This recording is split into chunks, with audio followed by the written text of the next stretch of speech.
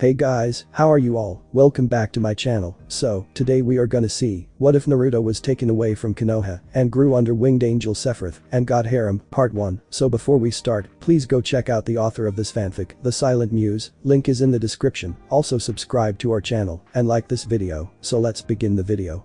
He stalked through the war-torn streets. His Mako-infused green eyes, reflecting the cackling fires that burned around him. It was as if the entire village had become logs caught in some gigantic bonfire, great bellowing infernos claiming everything in their raging path. No one paid attention to the dark-haired man as he silently moved towards the source of the disturbance of this glorious destruction.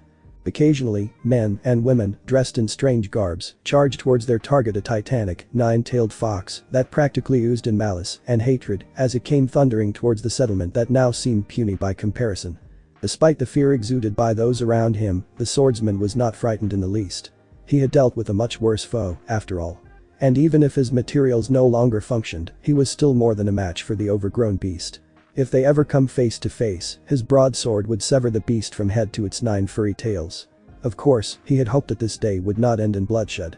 Right now, until he can get his bearings, the last thing he needs is unnecessary attention. In all honesty, he had no idea why he was here in this backwater and primitive area in the first place. It lacked the sophistication and the technological precision of the upper plate Midgar, and the smell of burned flesh did not help matters. Why was he here when he should have been fighting against the Wutai soldiers? He remembered distinctively that one of the high-ranked Wutai warriors had charged some sort of an attack towards him. Of course, he had deflected the beam with careless ease before running the unfortunate man through with his blade. Then his memories drew blank and he could not remember anything afterwards until he was awakened by the earth-shattering howl of the Kyuubi. The spell that manipulated time and space itself. The swordsman mused over the nature of the spell the Wutai warrior had used. No meager feat, if I must say so. He was rather impressed. It was true that Wutai, a place almost devoid of technology, could not hope to match Midgar or Shinra in terms of firepower. However, they made up for it with innovation. This is why even now, Shinra is still so hesitant in their war plan.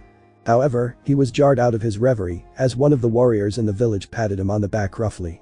The man was bleeding from several scars and seemed to have lost right eye a moment ago. I don't think I've seen you around before, stranger. The shinobi said in a low growl, trying to ignore the throbbing pain. But you look like a fighter to me, and hell, we need all the help we could get. The swordsman looked slightly annoyed for a moment but nodded nonetheless. Very well. He agreed as he tightened his grip up the hilt of the lightsaber that was strapped to his waist. The ninja returned the nod and began to speed towards the side of the Kyuubi. Before he could get a few feet, however, the swordsman called out to him. Here, I think this will help. With that, the man extended his right hand, glowing with a soft aura. A soothing green light washed over the injured shinobi, and almost instantly, the bleeding stopped and most of the wounds began to heal at a visible rate. The shinobi looked startled as he examined his body. You a medic? He asked in shock. The raven-haired warrior simply shook his head. No, I'm with soldier. With that, the soldier walked past the stunned shinobi, his eyes glowing supernaturally in the scorching winds of despair. The tail of the Kyuubi slammed down heavily against the earth, causing several stone spikes to shoot upward, impaling half a dozen chunin who were caught unaware. Some of them died instantly, the sharp rocks piercing their vital organs. They were the lucky ones. Wahahaha. The great demon fox roared as he scooped up a handful of ninjas with one paw and tossed them carelessly into the sky above. Behold, humans. The instrument of thy destruction has arrived. Suffer and burn in my flames of hatred and wallow in thy miseries for all of eternity. So spoke the fox as fire shot out from his throat, consuming a dozen jonins in its blistering heat. Hold your positions until the Hokage can get here. One of the jonin screamed as several more shinobis were flung back by the fox's immense powers. It was utter carnage throughout, and the swordsman watched it all from afar with mild interest. It was pitiful to say the least. These shinobis, at least that is what he thought they were called, are absolutely the worst warriors he had ever seen. Their techniques, which seemed to be performed with some sort of hand movement, are a disgrace. Even mid-leveled magic packs more punch than that. He saw with a shake of his head as one of the ninjas breathed fire from its mouth, forming a dragon of blazing flames that streaked towards the fox, only to singe its fur. Pathetic. A Fira spell could do far more damage. If this is the full extent of the strength that these people possessed, then they deserved whatever end coming to them. The world is cruel and unsympathetic, its mercies reserved only for the strong. Such was natural selection at its most brutal. He had heard someone in the crowd call the great creature a demon. A demon? What of it? If they cower in fear just because their opponent happened to prove the stronger, then they are pitiful indeed. For only in conflict does one grow stronger, and only in death can one defy fate. Soldiers understood the concept and thrived in carnage. Right now, however, he has matters that are more important at hand than to teach those shinobis the true meaning of strength. He had almost found a way back to his world for whatever this place is, it was definitely not the same place he had come. For one thing, the materials are useless here, an impossibility since the life stream from which the materials drew power circles the entire planet. For the materials to be totally cut off from the life stream, there was only one explanation. Looks like he's not in Kansas anymore. The fourth Hokage swore as he dodged another falling tree branch. The entire forest was on fire, hungry embers licking at the dried leaves and grasses. Damn it all. He was not going to make it on time. He had been on some special S-ranked mission when he received the urgent summoning from one of his Anbu subordinates. He knew that the Anbu would not have asked for his attention unless something dramatic had taken place, but nothing had prepared him for this. How could anyone expect the demon fox to just drop in and say hi? He was not going to make it on time. The chakra around Konoha is wild, unpredictable, fluctuating in their intensity. In all this chaos, Yondain could not even begin to locate the seal he had placed in Konoha in order to perform his Hiraition no Jutsu. The Flying Thunder God technique had taken him as far as the edge of the forest that surrounded Konoha, but no more. The rest of the way must be made on foot. They had been far too lax after the Iwa-Konoha war. Peace is fine, but it dulls the senses and clouds the mind, a dangerous thing for a shinobi. They were totally unprepared for the fox's invasion, and now they are paying the price. He could hear the screams of the dying as he sped through the woods, his eyes narrowed in barely suppressed anger. Yondain tried to block out the sound from his ears. A shinobi must remain emotionless at all times while confronting an opponent stronger than he is, the fourth reminded himself coldly, and his enemy would be none other than the nine-tailed fox himself. It was a battle that he had little chance of winning, but still, he had to try. On the day he became Hokage, he had made a silent promise beneath the Hokage monument. He will protect Konoha with his life if there is even one person left to save. The swordsman looked up in slight surprise as he felt a spike in the energy level of the place. Granted, it was a minor spike, almost infinitesimal compared to the relatively massive mana that the fox generated. However, he had taken notice of it when the others would not. After all, he was not a first-class soldier for nothing. So, another piece is added to the playing field. The swordsman mused with interest as he regarded the scene of complete pandemonium around him. I wonder how this will alter the game at hand. That man, for the mana signature the newcomer radiated as human in nature, would never make it on time. He is fast, for someone outside of the soldier, that is. This much the swordsman was willing to admit. However, without any teleportation spell to aid him, he would never reach this village before it is burned to the ground. Should he help the man, then? The warrior wondered. True, he did not want to involve himself in such pitiful battle, but… At this, the pale swordsman grinned darkly. He did want to see how this fight would reach its conclusion. For your sake. He muttered silently as his being began to fade away. You had better put on one hell of a show for me. Yondain looked up in surprise at the figure that blocked his path. The man was in his 30s, tall and rather handsome, in a cold and emotionless way. Short black hair rose in spikes on his head. His features were sharp, though slightly pale. The man wore what seemed to be a blue combat uniform, with twin brown straps extending out from the belt over both shoulders and secured in place at the other end of the belt. Twin metallic shoulder guards were set up in his suit, though they seemed to serve as decoration more than anything. Gloves of a strange material encased the stranger's hands, giving off an unearthly glow beneath the moonlight. A single broadsword was secured at the stranger's waist, one that could no doubt deal out much destruction. But the most unsettling thing about the stranger was still his eyes. Though green eyes were not unusual amongst the populace of Konoha, eyes that shone an eerie light on the other hand, were. Who are you? Yondain asked uncertainly. Friend or foe? Even, as he waited for the answer, his hand reached towards one of the straps behind his belt. The swordsman held up a hand in response. That depends. Who are you? The fourth Hokage grabbed the hilt of the small throwing dagger. I am the fourth Hokage of Konoha, and I suggest you move away. As you surely can see, my village is under assault from that demonic beast. Do not get in my way, or I will kill you. The figure laughed, an unsettling sound, cruel and dark. In that case, put away that toy or knife that you call a weapon. I am here to lend you my aid. You will never reach your precious village otherwise. The Yondain loosened his grip in surprise. What? But why? The swordsman chuckled again, a condescending, mocking sound. My motive is my own Hokage. He smirked as he began to draw upon the mana that surrounded them both. Though I would suggest that you do not turn down help when it is being offered, especially in such critical time. Damn. It almost breached our defenses. It cannot reach the village. From the distance came the loud cry.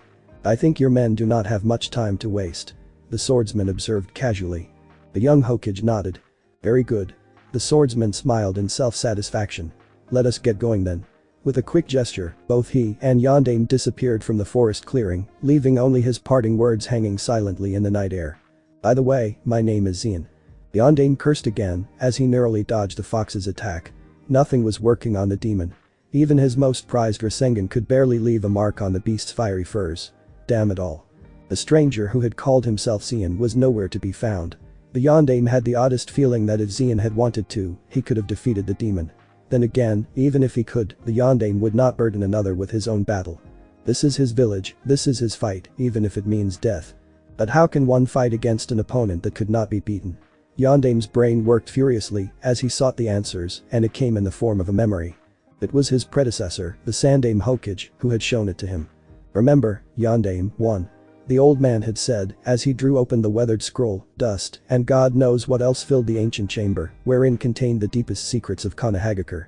Of all the forbidden techniques that I have shown to you, of all the powers held by we, the Hokages, this jutsu is the most terrible and cruel by far. Swear to me now that you will never attempt this unless nothing short of absolute doom has befallen our village. Sarutobi's eyes grew deadly serious as he gazed into Yondaime's own. There was no laughter within those eyes, nor the optimism and a slight lecherous air that had always been present in the old Hokage's eyes. There was only great sadness. Why? The newly installed Yondaime had asked.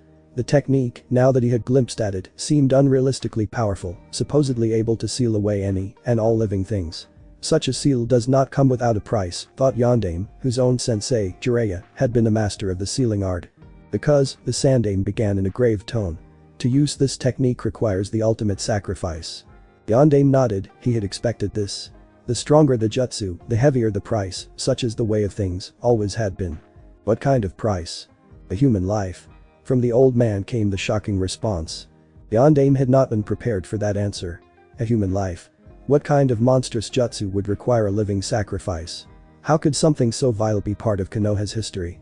There have been techniques that required living sacrifices before, but those were practiced by the most despicable kinds of villains and low life. But the fourth could not understand why such a hateful practice would be found here of all places. Seeing his successor's shocked expression, the smile, if one could call it that, on Sarutobi's face grew more painful. This is called the Dead Demon Consuming Seal. It allows the user to summon the death god Shinigami at the cost of his own soul. However, the scroll you now see is an extension of this technique, one that is more atrocious by far.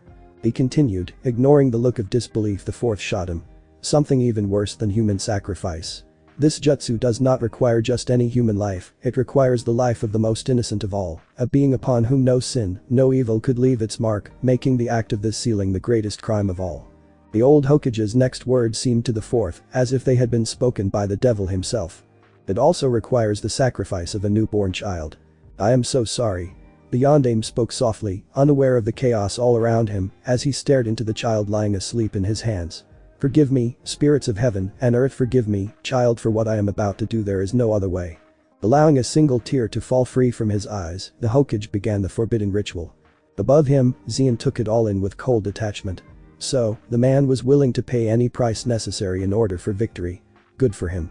Xian knew only too well the feeling. In war, the good of the many always comes first. Once he too had been carefree and cheerful, as all children had been. Then when he joined soldier, when he made his first choice in battle, his childhood had died inside of him, and the warrior took its place. Emotions were for the weak. And so Xian stripped himself of it. He had forged his mind into a chisel, removing mercilessly anything that weakened him. He had become the ultimate swordsman, and in exchange, he had given up his humanity. It was a difficult price to pay, no doubt. But if he were offered the choice again, he would have taken it still. There are some things that cannot be changed, the nature of men being one of them. Below him, the fourth had nearly finished the preparation. Strange arcane symbols were painted all around the screaming child, and 6 low burning candles, the only source of light and heat in the small room, encircled him. With the final brush stroke that finished the ceiling, the Yondaime began to chant in an alien tone. Only those of the cage level would have recognized the words for what they are, the incantation necessary for summoning one of the most powerful deities in the astral plane. Yondaime was going to summon the Shinigami and imprison the spirit of the fox forever. As the last syllable left his lips, a whoosh of dark fire roared to life from the candles as a phantom figure appeared above the now sleeping child. Wisps of ghostly flames burned around the translucent god, giving him an unearthly aura. "Who hath summoned this one to the mortal planes?"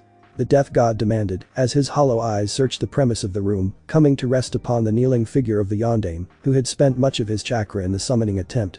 "I, Great One," came the shuddering response as the Hokage tried to regain his energy. "I have called thee forth to aid me in the sealing of a great evil." The Shinigami remained unimpressed as he waited to hear the rest of the story. "Good and evil are moral applications not associated with those who dealt with death. What is it that you wish this one to seal?" The yondaime gave one last look at the doomed child and steeled his voice. "The nine-tailed fox Kyuubi."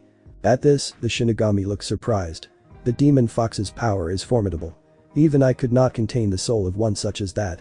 Yondaime nodded. He had expected as such. The fox was an immortal by all accounts, and a soul with an endless life does not depart so readily. However, he had come prepared. "I understand if thou cannot devour the soul of the fox, then seal it into this child."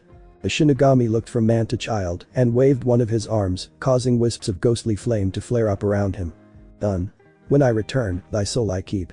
And with that, he was gone in a swirl of astral energies. "Forgive me, Uzumaki Naruto, for the sin I forced you to bear." With that, the fourth rushed out to join the battle, not realizing that hovering above the small structure, a figure watched it all with something akin to interest in his glowing green eyes. "So, the child's name is Naruto," thought Xian as he watched the scene playing out from afar. He had been relatively surprised when the yondaime had managed to summon the Shinigami. The creature's strength was impressive and would make a dangerous opponent if they were to confront one another. Fortunately, for him, it did not come to that. He had cloaked his essence from the Shinigami. And when Xian wanted to hide, no force on earth could have sought him out. "The newborn is strange," Xian mused as he observed the child. And for some reason, he saw familiarity between the child and himself, a rare occurrence indeed. From what he could gather after listening to the exchange below him, the child would become the vessel to a great power. He was again reminded of himself, after all Xian too had housed an alien strength within himself. The Mako energy of the planet flowed through his veins, just as the power of the Kyuubi would soon flow through the children's. "He could be great as you are." A voice in his head spoke softly, a voice that rarely chose to make itself known, but a voice that Xian almost always listened to when it did speak up. Xian stroked his chin absent-mindedly as he landed softly before the child. Yes, he could almost sense the potential of this puny life form before him, and only a child, too. "Just imagine what Shinra could do with one such as you." The soldier commander spoke aloud, his voice reverberating in the small room. "You could become one of the greatest warriors my world has ever seen, and who knows?" A strange smile graced his lips as an idea dawned upon him. The boy, if left to his fate, would have nothing but the hatred of his village. The human mind is truly a pathetic thing, so easily overwhelmed by fear and hate and logic so readily abandoned. And after this night of death, it is doubtful that the survivors could see the child in any other light. Of course, Xian did not care at all what the village's reaction was. He is far above such trivial matters. He would save the boy from this fate for his personal agenda. For although Xian would never admit it, he was bored beyond belief. He was all but unstoppable in the world of Gaia too, and in time, such strength without challenge also bred boredom. However, here was a new challenge to be sought, and one that he had never before dealt with. To raise a mere child to become one of the strongest in the world, now that would sufficiently divert his attention from more tedious tasks that he had spent his time on later on. Besides, that bastard of a scientist, Ho-Ho, has been pestering him forever for a new subject to his experimentations. "Come, child. Let us see what fate holds for you in her hands." The black light surrounded the child as the fourth looked on with nervous anticipation. Screams of fury rose from the Ashen soul of the Kyuubi as it struggled against its jailer's will. But it was not to be. For even the strength of the nine-tailed demon lord could not match up to that of the Shinigami. And soon, there came a deafening silence as the mist retreated, leaving the boy as he had been before the sealing had begun. Well, not exactly. Several whiskers-like markings had developed on the boy's cheek, probably the after-effect of Kyuubi's chakra. "It is done." The Shinigami spoke without feeling. "Now thy soul I shall take from thee." Yondaime nodded and with one last sorrowful look at the sleeping child, fell to the ground, dead. His soul is now a part of the Shinigami for all of eternity. "Be strong, Naruto," he whispered as he fell. "Be strong, my legacy." Then, everything stood still for a single moment before the shadow overtook the light. Xian appeared before the child yet again, moments later. His face strangely subdued. However foolish that sacrifice had been, it was nevertheless a noble act. Xian had always held those with courage in the highest esteem. "Come, child," he said as he scooped up the babe in one hand. "It is time to leave this place behind." Slowly, a green glow began to envelope the soldier until there was nothing left of the commander. Xian had vanished from this world and with him, a newly born Uzumaki Naruto. When the third Hokage arrived in the sealing chamber, all that greeted him was the still form of the fourth and an empty sealing platform. There was nothing to indicate what had taken place here, though the third had thought it was obvious. He was quite sad that his successor had sacrificed his life for the village, but there was nothing he could do to help. And so, as Anbis carried the fallen Hokage to his final resting place, the third informed all those that had gathered that the great Kyuubi no Kitsune had suffered its defeat and subsequent death at the hand of their fourth Hokage, who had given up his life to save the village he had loved so much. Yet in their euphoria at their victory and their sadness of the Yondame's passing, none of the inhabitants of Konoha could ever guess the true fate of the boy that had been sacrificed for their sake or the strength he could obtain at the hands of the one Winged Angel Sephiroth. A new legend is about to begin. 6 years later, Shinra Corporation. A single figure stood impatiently at the door of the laboratory, his glowing emerald eyes carefully surveying all that the room held. There was no telling what kind of dangerous artifacts and creatures the bastard Ho-Ho kept here, though his superhuman senses had assured him that it is safe to venture within for now. He was handsome, though a little too cold. Long white hairs cascaded down his back, and twin bangs hung before his sharply chiseled face, casting his unnatural eyes into shadows. The man wore a long black trench coat, and upon it was set 2 metallic shoulder guards, though they were only there for show. Beneath the coat, the warrior wore black leather pants, boots, and no shirt. The ebony coat seemed to be secured in place via several straps. A single nadachi of ridiculous length hung loosely from the man's waist, a giant of a sword that seemed to be around 6 feet in length, perhaps more. His name is Sephiroth, and he is the commander of the Soldier, an organization of genetically enhanced superhumans that acted as enforcers and executioners for Shinra. Though only 20 of age, the name of Sephiroth has attained legendary status thanks to his exploits in the Wutai Midgar War, in which he had won many a battle almost single-handedly. Already, he has replaced his mentor, the late Xian, as the #1 swordsman in the world. However, that was all in the past. Right now, Sephiroth felt more than a little annoyance at the late Ho-Ho, who still had not shown up. In fact, if not for the fact that Ho-Ho is still an important member of Shinra, Sephiroth would have been more than willing to sever the scientist in two. "Ah, Commander Sephiroth." The voice sounded behind him, a voice full of treachery and deceit. It was like dealing with a slippery snake. "It is a pleasure to see you." At this, the commander turned to face the scientist, a dangerous glint in his eyes. The man before him is somewhat short and slightly repulsive to look up.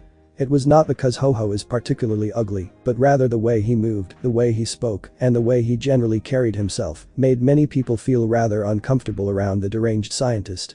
Sephiroth counted himself one of those people, though he could hide his displeasures with ease. It was one of the things he had picked up on the battlefield: a soldier with emotion is a dead soldier. "Skip the pleasantries."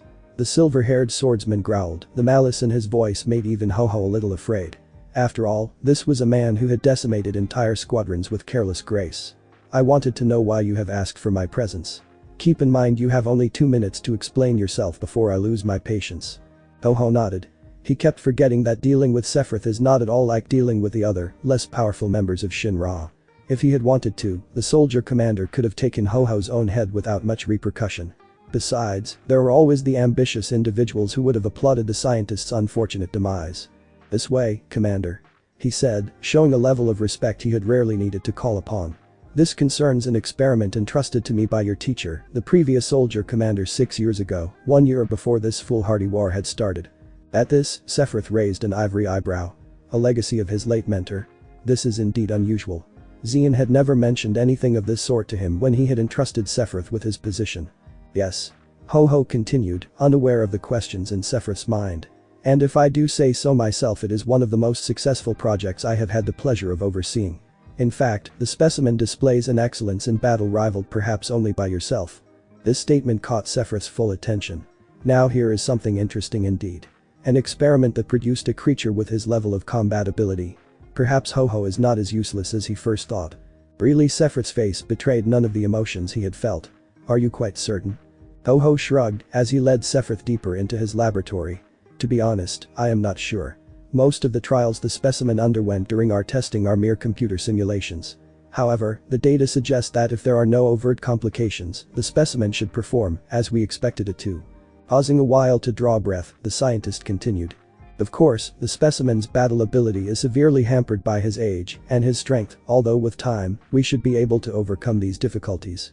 His age? Sephiroth frowned at this new revelation. Ho-Ho smirked as he turned to the soldier commander. Did I forget to mention? He asked with feigned innocence. This specimen of mine just turned 6 this year. Sephiroth watched the scene unfolding before him with a mixture of anticipation and surprise. The child, for what else could he call the boy within the test tube, is a genius of a fighter, that much was for sure.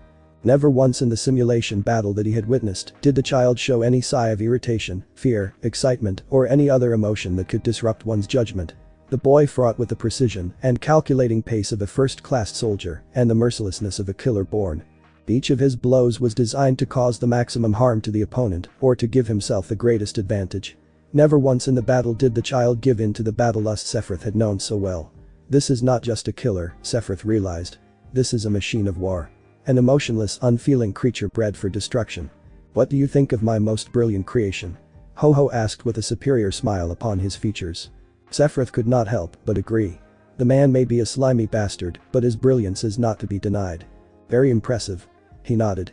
Give him a few years and he may become one of the most powerful soldiers in history.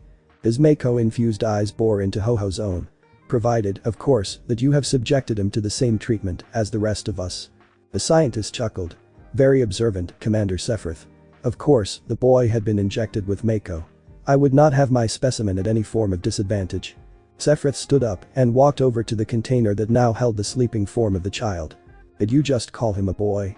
How strange that you show such sympathy to your own experimentations. He asked, staring intently at the soft features of the future soldier. Or have you gone soft these past few years? Ho-Ho's chuckles turned into full-blown laughter, a sinister and chilling laugh. I do not deny that I have some sort of attachment to this particular specimen. He admitted. It is the longest project I have worked on since leaving Professor Gast. As he said that, he punched in a few keys on the control panel before him, causing several screens to change the data they displayed. But I hardly regard it as anything more than an experiment. An interesting experiment, mind, but an experiment still. Sephiroth said nothing as he regarded Ho-Ho with those Mako-infused eyes that seemed to be able to pierce a man's very soul. Enough of this foolish debate, Ho-Ho. He spoke slowly, a hint of impatience marring his normally calm and collected voice. Tell me why you have brought me here. I am quite certain it is not to gloat your work in front of me. The mad scientist laughed again, his voice all the more deranged as he then spoke. Certainly not, Commander. You know me too well for that. He admitted. Well, it was fun while it lasted. You see, this experiment is not yet perfected. The specimen performed outstandingly in the battle simulations we ran, but I have no idea how he will react in the real world. Adjusting his glasses, Ho-Ho continued. So I ask you to take the boy under your wing and train him. Consider it as the final step of this project. At this, he smiled an even more unsettling smile. Besides, I am rather eager to see how the boy will perform against the Wutai soldiers that have troubled Shinra for so long. Sephiroth's grip on his blade tightened as he came face to face with Ho-Ho. There was killer intent in his eyes, and for a moment, Ho-Ho had thought his life would have been forfeited. One does not ask such trivial matters of the soldier commander himself, even if the said matter is quite important in Ho-Ho's opinion. The Sephiroth spoke, and the unnatural silence between them shattered. Very well, Ho-Ho. He growled. Consider this a favor rendered. With that, the commander stalked out of the metallic sliding door, his trench coat billowing behind him. Naruto said nothing as he followed the silver-haired man. The curiosity and the cheerfulness of a normal 6-year-old is not at all present upon his childish face. Then again, when you have slaughtered thousands of enemies, such things are stripped of you. Naruto knew his purpose, as it had been made clear by Ho-Ho, the scientist charged with overseeing his conditions. He was not a child to be loved or to be pampered, like some of the children he had seen on the television that Ho-Ho sometimes allowed him to watch. They were soft, weak, and useless. They could not last a day outside their parents' care. They were pathetic, wasteful, and ultimately just another link in the food chain. He is a machine born of destruction and designed to kill. The Mako injections that he had received regularly have already dulled his emotions to the point where fear, anger, pain, and joy are abstract concepts for the young specimen. More than once the specimen had wondered, what did happiness feel like? Why did those children smile when he saw nothing to smile about? And again, it took a human to answer those questions. Naruto was quite sure, after a few of Ho-Ho's rumblings, that he was no longer human. Not by a long shot. And so, he followed Sephiroth without complaint, without question, when the silver-haired warrior informed him of the transaction that took place. If he could grow stronger under Sephiroth, then so be it. After all, this is his purpose. This is the fate of those who are denied life. They passed winding halls and dimly lit chambers until finally, Sephiroth stopped in front of what seemed to be the entrance of a forgery. Not just any forgery, mind you. Within this forge is Shinra technology at its finest. Everything from biometallic weapons to thermodynamic explosives could be found in this little shop of wonders and horrors. Not that Sephiroth or Naruto cared. In this regard, they are quite similar, both are willing to achieve a goal through whatever means necessary. Nothing mattered before that. "Hello, Commander." A large man looked surprised as he came out of the forge. He was an imposing-looking man, a large beard that reached the base of his neck, hair combed in a military fashion, and a scar near his right eye. The man carried himself with an air of self-importance and looked like he had been a formidable warrior in his youth. Though judging from the birth of the man, it seems that he had not been in active combat for quite some time. Sephiroth returned the greeting with a curt nod. He did not like wasting any more time than he could. He had come to the forgery for one thing only, and that is that. "Greetings, Heidegger," he replied coolly. "Step aside, please. I have come on business. I am certain that we can catch up on the pleasantries of the day later when I have relieved myself of my duty." "Eh?" Heidegger, the head of Shinra's public safety maintenance department, asked. He knew Sephiroth by reputation if by nothing else, and was not surprised by the cold greeting he had received. Most soldiers are like that, completely emotionless, robotic, almost. Mako may have given them superhuman powers, but it also took away the feelings that made a person human in the first place. Duty. Ah. I see. His attention was finally drawn to the boy that followed Sephiroth silently. One look at the boy's eyes, however, and Heidegger could not help but shiver a little. Unlike Sephiroth, the boy is complete and utterly inhuman. There is no trace of anything even remotely akin to emotion within those eyes, and that is saying a lot. As the head of Shinra's military branch of power, Heidegger prided himself on seeing underneath. He could read most people like a blank sheet of paper just by making eye contact with them. Most people had assumed, when they first saw the large and somewhat crude man, that Heidegger is another one of those people who is, as they say, all brawn and no brains. Most people were sadly mistaken. Hell, Heidegger could even extract bits and pieces of Sephiroth if he tried really hard. But not this boy. In the child could this really be given the title of a child? Heidegger could see no more than two empty voids, threatening to consume the larger man if he stayed there any longer. "What the hell is wrong with the boy?" he asked, thoroughly unnerved by those feeling less eyes. Sephiroth looked at the man and smirked, enjoying the fear that danced in Heidegger's eyes. Ho-Ho's experimentation, I would presume. Though to what extent is anyone's guess. An understanding dawned upon the head of security's face. He should have known. After all, Ho-Ho is the only one brilliant enough and the only scientist with a complete and utter disregard for morality in all its forms to have attempted something like this. "I see. Well, carry on," he said with a nod as he walked away, leaving the soldier and the specimen to their respective silence once again. Sephiroth looked somewhat surprised as the boy held the Nadachi in his hands. It was shorter than his Masamune, but wider, about 5 or 6 feet in length. Judging from its size, it should be rather heavy, though the child seems to be able to wield the blade in one hand with relative ease. True, using the sword and holding the sword were two completely different things, but Sephiroth did not doubt that in 2 years' time, the boy could become a master swordsman with a weapon. Though would the boy succeed him, is another matter entirely. "Is this the weapon you want?" he asked in a voice of indifference. Granted, it made his teaching easier, since the weapon is so similar to his own. But not by much, since Sephiroth had made a point to master other fighting styles, as well. The boy only nodded. "Why? This is an important question. For most soldiers, a weapon is far more than a tool of killing. The weapon defined their style, their speed, their strength, and their material arrangements. It could almost be said that it is the weapon that made the soldier. Besides, for a soldier, the weapon also becomes his trademark. When engaged with a soldier, one could almost always tell his or her identity just from the weapon they used. Speed, strength, accuracy." A simple reply came. The boy's voice was soft and showed no sign of disuse. Sephiroth nodded to himself. It was a good answer and way beyond what someone of his age should know. Indeed, the sword in the boy's hand seemed a perfect balance of all three once the child's strength had fully developed. "Very well," he said with a nonchalant shrug. "If this is the type of weapon you wish to wield, then we shall find a proper smith and forge you one." His only response is silence. The boy knew that these weapons served only as models, and the real weapons of the soldier were forged and customized individually according to their strength and weakness. It was a shame that he could not wield his chosen blade at this moment, but he supposed it was a small loss compared to the quality of the weapon he would soon receive. And so, wordlessly, Naruto followed Sephiroth as they exited the room, the metallic door closing with hiss behind them. 2 years later, unnamed battlefield. Naruto watched a watch with calculating eyes. No fear or hesitation wormed its way into the boy's eyes as he scanned the area all around him. So far, he could detect at least 2 different groups moving about his location, one of them Shinra's troops, but the second. With a soundless leap, Naruto sailed over the tree branches and landed next to one of the Shinra soldiers. While the boy had not yet mastered the art of flight like his mentor, he could glide a good distance when he set his mind to it. "Nah, Naruto sir." The Shinra troop gave an estranged yelp, which ended when Naruto placed a hand over the man's mouth. He would not have been able to do this if not for the fact the man was currently in a crouching position. The man recognized Naruto at once.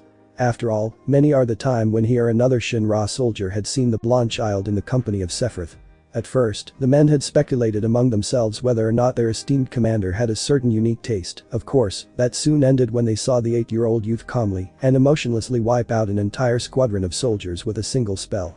Then they realized that Sephiroth had taken Naruto under his wing, not because of anything unmentionable, but for the simple fact that the child is very much like the soldier commander, a monster born. Silence. The voice of Naruto may sound childish, but his tone is able to still be the most fearless of men. "There is another squad of Wutai nearby. Gather your men and take them out. I trust you will be able to handle these soldiers without much problem." The man nodded, still not daring to utter a sound. Sephiroth may be a monster, but at least he is one with feeling. The child on the other hand seems almost as if the boy is not even human. Soundlessly, Naruto left the man, who had no idea how close to the truth he had gotten. "You could have eliminated the Wutas yourself." From the back of his mind, a voice just as cold as his own replied. Naruto smiled and shook his head before he addressed the demon fox sealed within his soul. Not a happy smile, but a smile that promised much pain and suffering. "I am not powerful enough, physically. Even with the strength you provided, I was barely able to swing my blade, Muramasa." He replied out loud to his fox companion, since there is no one to overhear them. "I would have been defeated. If I use magic, it would be sufficient to eliminate the group, but will also draw needless attention." Since the age of 5, Naruto had known about the existence of another entity within the chamber of his mind. Yet like Naruto, the fox had changed, as well as the Mako contamination. Much of his bloodthirsty and evil nature had been worn aware, resulting in a persona very much like that of Naruto's own, complete and utterly impassive to all things. The only difference between them is that Kyuubi seems to show a greater preference to violence than his host, though not by much. Of course, there are advantages to having a 1,000-year-old demon within your soul, as well. For one thing, Kyuubi has a much sharper sense than Naruto and could provide the boy with accurate information on enemy locations, distance, and more. Also, despite the fact that the great demon is just as alien to the world of Gaia as Naruto, he could still prove to be a valuable source of advice. Besides, he kept Naruto company during many of the missions. True, the Mako-infested fox is not a great talker by anyone's standard, but it was better than nothing. "I must concur with this observation," Kyuubi admitted. "Your judgment exceeds my own." Unlike his previous self, this Kyuubi has no reorganization of such things as pride or humility. Truth is truth and nothing more. If someone else had seen the truth, then he would simply accept it and learn from it. This is how Kyuubi and Naruto operated. 2 machines in human skin. "However, you could make use of my other persona." The fox piped up again as the Wutai squad moved closer for the kill, not realizing that they had already been discovered. Naruto shook his head. It seems that when his body was subjected to Mako, the powerful poisonous effect of the energy source not only dulled the fox's emotions, but also actually created a second persona within the fox's mind, one that could be called upon any time for Naruto or the Kyuubi to use. However, there are drawbacks. The fox's second persona, deemed by both Naruto and the Kyuubi as the Dark Kyuubi, is the manifestation of all the fox's negative feelings, such as anger and hatred, only intensified 100 times, making it a literal berserker. When it is summoned into battle, Naruto is granted strength, speed, and stamina, far exceeding what most human, save for a selected few, is capable of. Keep in mind he is 8 years old, but more importantly, he is granted a regeneration rate that made all but the strongest a joke by comparison. If the wound is not fatal within the first second, his regeneration ability can heal it beyond a trace. Of course, such powers come with a price. Should Naruto call upon the aid of the Dark Kyuubi, he will turn into a mindless god of destruction, recognizing neither friend or foe, until every single living thing within a kilometer's radius has been wiped out from the surface of the planet.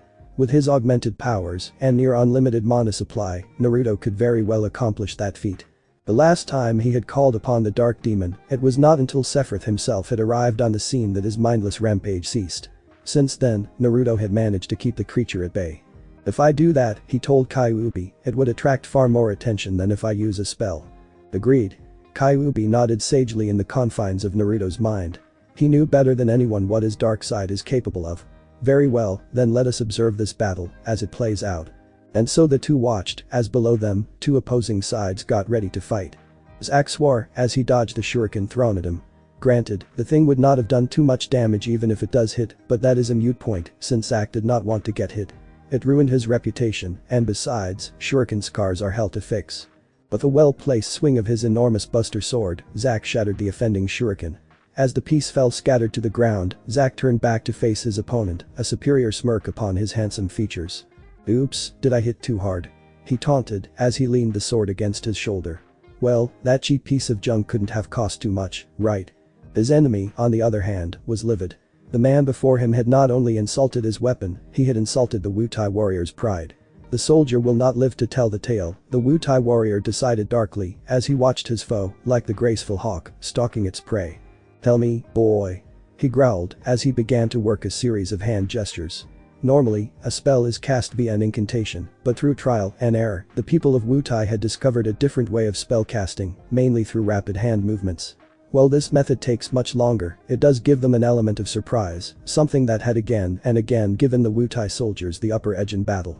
After all, no one can defend against something that they cannot see coming. "What is your name?" the warrior asked, stalling for time. Zack smirked as he noticed the warrior's action. Did the man take him to be a fool? Zack and the other combatants have been thoroughly warned of Wutai's ability to cast silent spells, and Zack did not get to where he is today by disregarding orders. True, his rebellious nature and his carefree almost flirty persona had often set him against his mentors, but when it comes down to it, Zack is still a brilliant soldier. Because unlike other people, Zack knows when to follow his orders. "My name's Zack." He grinned cockily. "Soldier, 3rd class." But that he charged at the surprised Wutai, kneeing the man in the stomach. The hand seals broke midway through and an explosion erupted from where the Wutai ninja stood. Zack was able to foresee this and raised up his buster sword like a shield, defending himself from the torrent of raging flame. For a failed fire spell, this one packs a lot of punch. The user of this spell, however, is not quite so lucky, caught in the origin of the burning inferno. The man had been burned to a crisp. Normally, Zack would have found this rather humorous, if not for the fact that he had discovered that at this moment in time, he, Zack the 3rd class soldier, is in very deep doo-doo. The spell was and although it was far from being completed, the resulting fire still managed to set half the woods aflame. Now everything within half a kilometer radius burned like the deepest pits of hell. He was royally screwed, thought a dejected Zack. His body may surpass that of a normal human, but in this kind of magic-enhanced fire, he could last 20 minutes, tops. And from the look of things, he'd be hard passed for time if he made a run for it. Why oh why did he not learn any magic? Zack mourned as he got ready to run, his buster sword abandoned. He didn't want to leave his best buddy behind, but there was no choice. Hell, if he makes it out of this alive, Zack would make a point to learn every water spell in existence unless he was drowning, which means he'd have to learn earth spell, but then if he was caught in an earthquake Deciding that planning is not his forte, Zack gritted his teeth and was just about to take his first step when a cold voice sounded above him. "Waters." A sudden torrential rainstorm gathered above Zack's head, dousing everything within its reach with a torrential downpour. Though to Zack, it seemed like the storm had been a godsend. "Thanks." Zack yelled to the trees, for that is where he had sensed the presence of the one that had used the water spell. His cheer stopped when he felt the point of a blade pressing against his back and the same impassive voice sounded near his ears. "Are you really a soldier, to allow your guard down after a possible foe had revealed himself to you?" The voice held just a barest hint of annoyance, though Zack was not paying the closest attention to it at the moment. "So you are my enemy?" he asked, trying to see who it was that held him hostage. From the way the voice sounded, whoever it was, they did not hit puberty. He could just die if his fear came true. God, he'd be the laughing stock of every soldier he had ever known, and most of those who he had yet to make acquaintance with. Unfortunately, the gods above took no pity in the poor soldier, and he soon found himself face to face with a boy of about 8. In the boy's right hand was a sword of 6 feet in length and one that looked awfully familiar. Of course, Zack is far too concerned with other matters such as his permanently ruined reputation as a warrior. Heavens above, no girl would ever want to go out with him when word gets out about this. The boy spoke again, this time his words caught Zack's complete and undivided attention, all matters of the fairer sex temporarily forgotten. I have no time to waste with a rookie like you. The boy sighed as he drew back his sword. Commander Sephiroth is expecting me soon. Both of Zack's eyebrows shot up as far as they would go and his eyes widened to the size of two saucers. You know Sephiroth? He exclaimed in a state of shock. Hell, he would have been less surprised if Darth Vader himself had dropped in and announced that Zack is in reality his biological son. Of course, Zack's reaction is not unexpected since he had practically worshipped the ground Sephiroth walked on for God only knows how long. One might even say that our third-class soldier harbors an unhealthy obsession towards the soldier commander. Nothing dirty, mind, so get your head out of the gutter. The boy nodded, not at all surprised at seeing the reaction. Most people seemed to act like that when Sephiroth's name was mentioned. It was only natural, Naruto supposed. In this world, people worship power, and by all terms and definition, Sephiroth is power incarnated. Naruto had seen with his own eyes when Sephiroth had sliced apart entire buildings in his wake, and in that moment, he knew he could never defeat Sephiroth. No matter what Ho-Ho tried to do to convince his young specimen of otherwise. So when Zack had raised his question, Naruto nodded absent-mindedly, his mind elsewhere at the moment. Zack's face changed from utter depression to exuberance in a second. Naruto was quite surprised to see that he had not injured his muscle from the speed of the movement. Can I? The 15-year-old teen stuttered a few moments before gathering himself. Can I come with you? To see Sephiroth, I mean. Naruto shrugged. As you wish. The boy replied differently. Hold on tight. And at the next instance, both he and Zack vanished from sight. Zack landed panting and shivering on the forest floor. Teleportation is not meant for normal humans, he decided. The technique is still in beta for God's sake. It does not matter what Naruto had said, teleportation sucks a lot. He felt as if he had just drunk 8 barrels of beer, minus the drunken stupor. So now he is left sick to the stomach, and if not for the fact that he had wanted to leave a good impression, would have hurled the entire contents of his stomach. Go ahead, if you wish. Naruto observed the pale boy, and a rare look of bemusement flashed across his face, and vanished again just as fast. On the battlefield, he had picked up a few emotions. Not very strong, but emotions nonetheless. Now, he supposed, he is experiencing something called happiness. Not quite, from what I can gather. In his mind, Kyuubi made himself known. It seems this temporary light in your mood is brought on by his misfortune. Such humor stems from mockery, not the true happiness defined by your kind. Naruto nodded at this. The demon fox seems to be correct in this regard. Still, one emotion is as good as another for him, at any rate. So he finished his sentence, enjoying the look of dismay he elicited from Zack. Commander Sephiroth will not arrive yet for an hour's time. Zack looked incredulous. But that means a proverbial light bulb went off over his head. I could have walked here and still made it on time. Naruto allowed himself a secret smile before confirming the youth's suspicion. The specimen had never laughed before in his life. A smile is all that displayed his elated mood and nothing more. Yes. An ear-piercing scream of "damn you" could soon be heard reverberating all through the woodland. Elsewhere, Sephiroth looked up from the middle of the battle he is currently engaged in. I could have sworn I had detected a noise not too far off. The soldier commander muttered to himself before ignoring the sound and went back to the slaughter. Their swords clashed and Naruto felt himself being pushed back. He was right. Physically, the 15-year-old boy is stronger, but he is raw, unpolished, and is no match for Naruto skill-wise. Which, incidentally, is why they are locked in a stalemate at this moment, with neither side gaining an advantage over the other. Zack had, after being bored shitless from waiting for Sephiroth, had decided to challenge his idol's pupil to a duel. He had wanted to see just how strong the kid was, training under the greatest swordsman of all time. He had not expected for the match to end in a stalemate. Zack had not made soldier by being weak, after all, and he took some pride in his own abilities in combat. But in the face of Naruto, his combat prowess is all but laughable. He knew all too well that the only reason he is tying with Naruto right now is due to the fact that at age 8, Naruto is physically weak. Each of his sword swings could do little damage, even if Zack had allowed himself to be hit. But what Naruto lacked in strength, he made it up with his inhuman skills. Each and every blow is aimed at a vital spot with the intention to kill. If Naruto is able to pack enough force behind each of his strikes, Zack would doubtlessly have fallen 100 times over, which happened to be the number of blows Naruto had dealt with his enormous Nadachi. Zack had honestly no idea why the kid had allowed himself to be drawn into a match like this. From what he could read of Naruto's expression, the blonde kid knew the outcome of the match even before it began, and, as far as Zack could tell, Naruto is not the kind of person to involve himself in an event from which he could gain no benefit. The boy calculated every move with computer-like precision and reacted accordingly. Within a second's time, he could see 1,000 different possibilities in a single action and counter each one with minimum effort. It was like fighting against a machine, one that could never make a mistake. Real machines can err due to the fact that their program is dead, following a set path with predetermined deviations. But Naruto is a living, breathing machine that adapts and changes in response to changes in the equation and recalculates its actions according to such. Unlike a true machine, Naruto can easily accept alien factors into the new equation and react to his environment with ever-changing reactions. In other words, Naruto is a lot more dangerous than anything Zack had ever faced.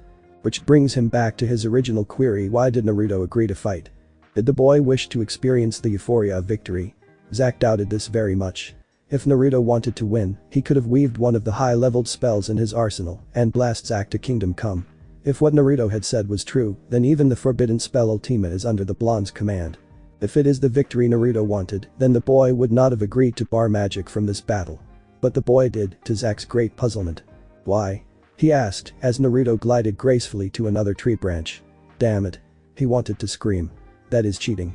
It was not fair that Naruto could fly, and he could not. Seriously, how could you even fight against a foe that you cannot even touch? Why did you even bother to fight? I mean, it seems to me like you already know what's gonna happen.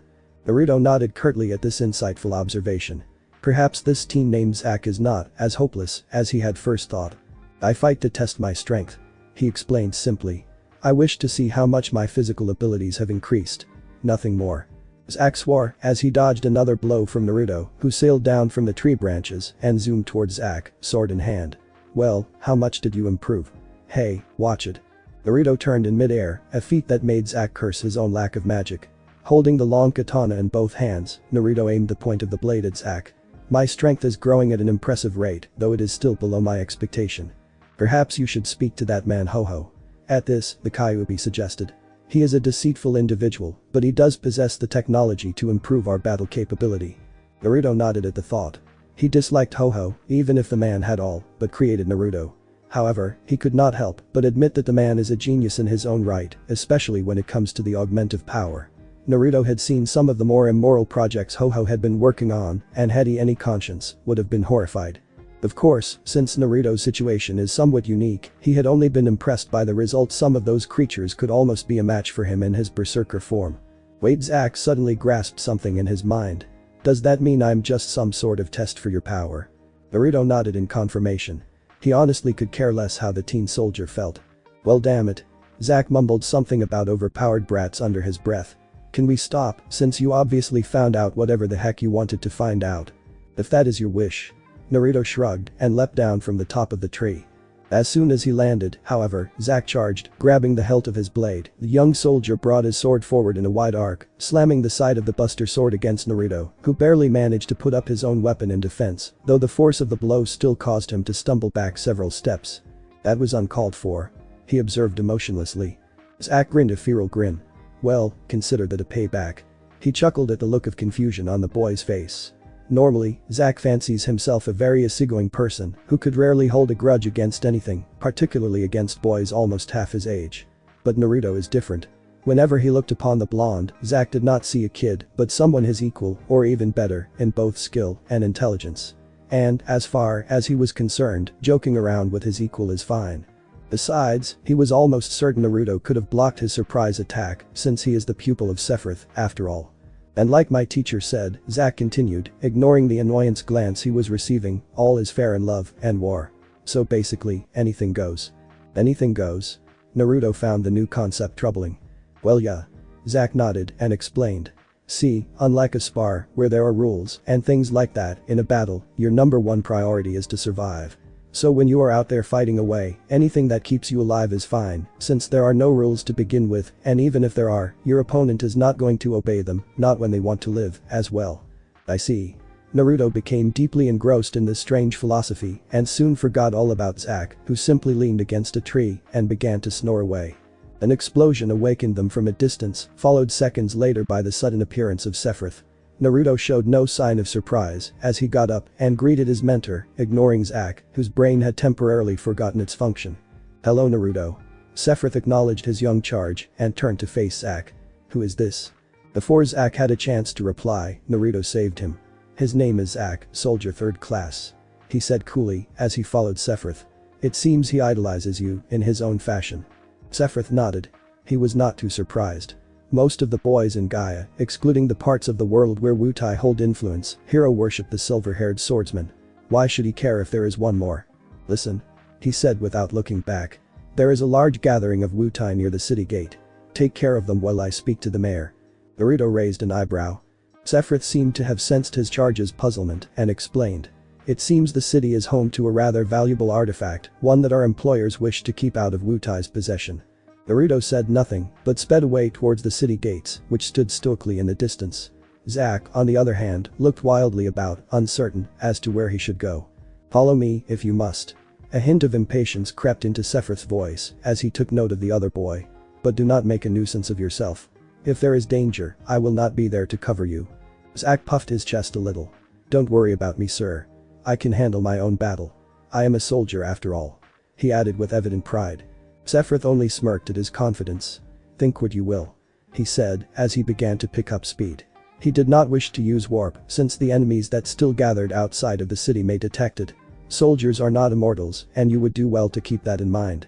"Yes, sir," Zack said cheerfully.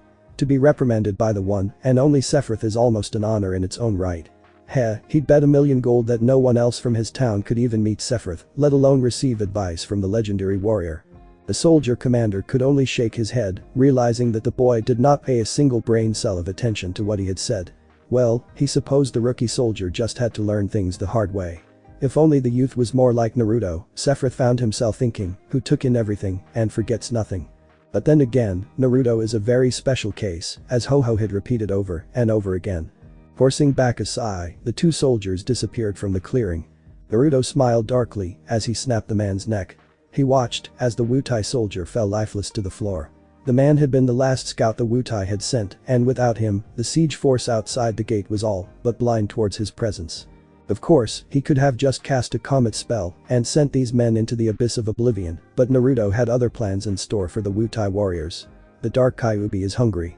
Naruto could sense the restless stir of the evil creature within his abdomen.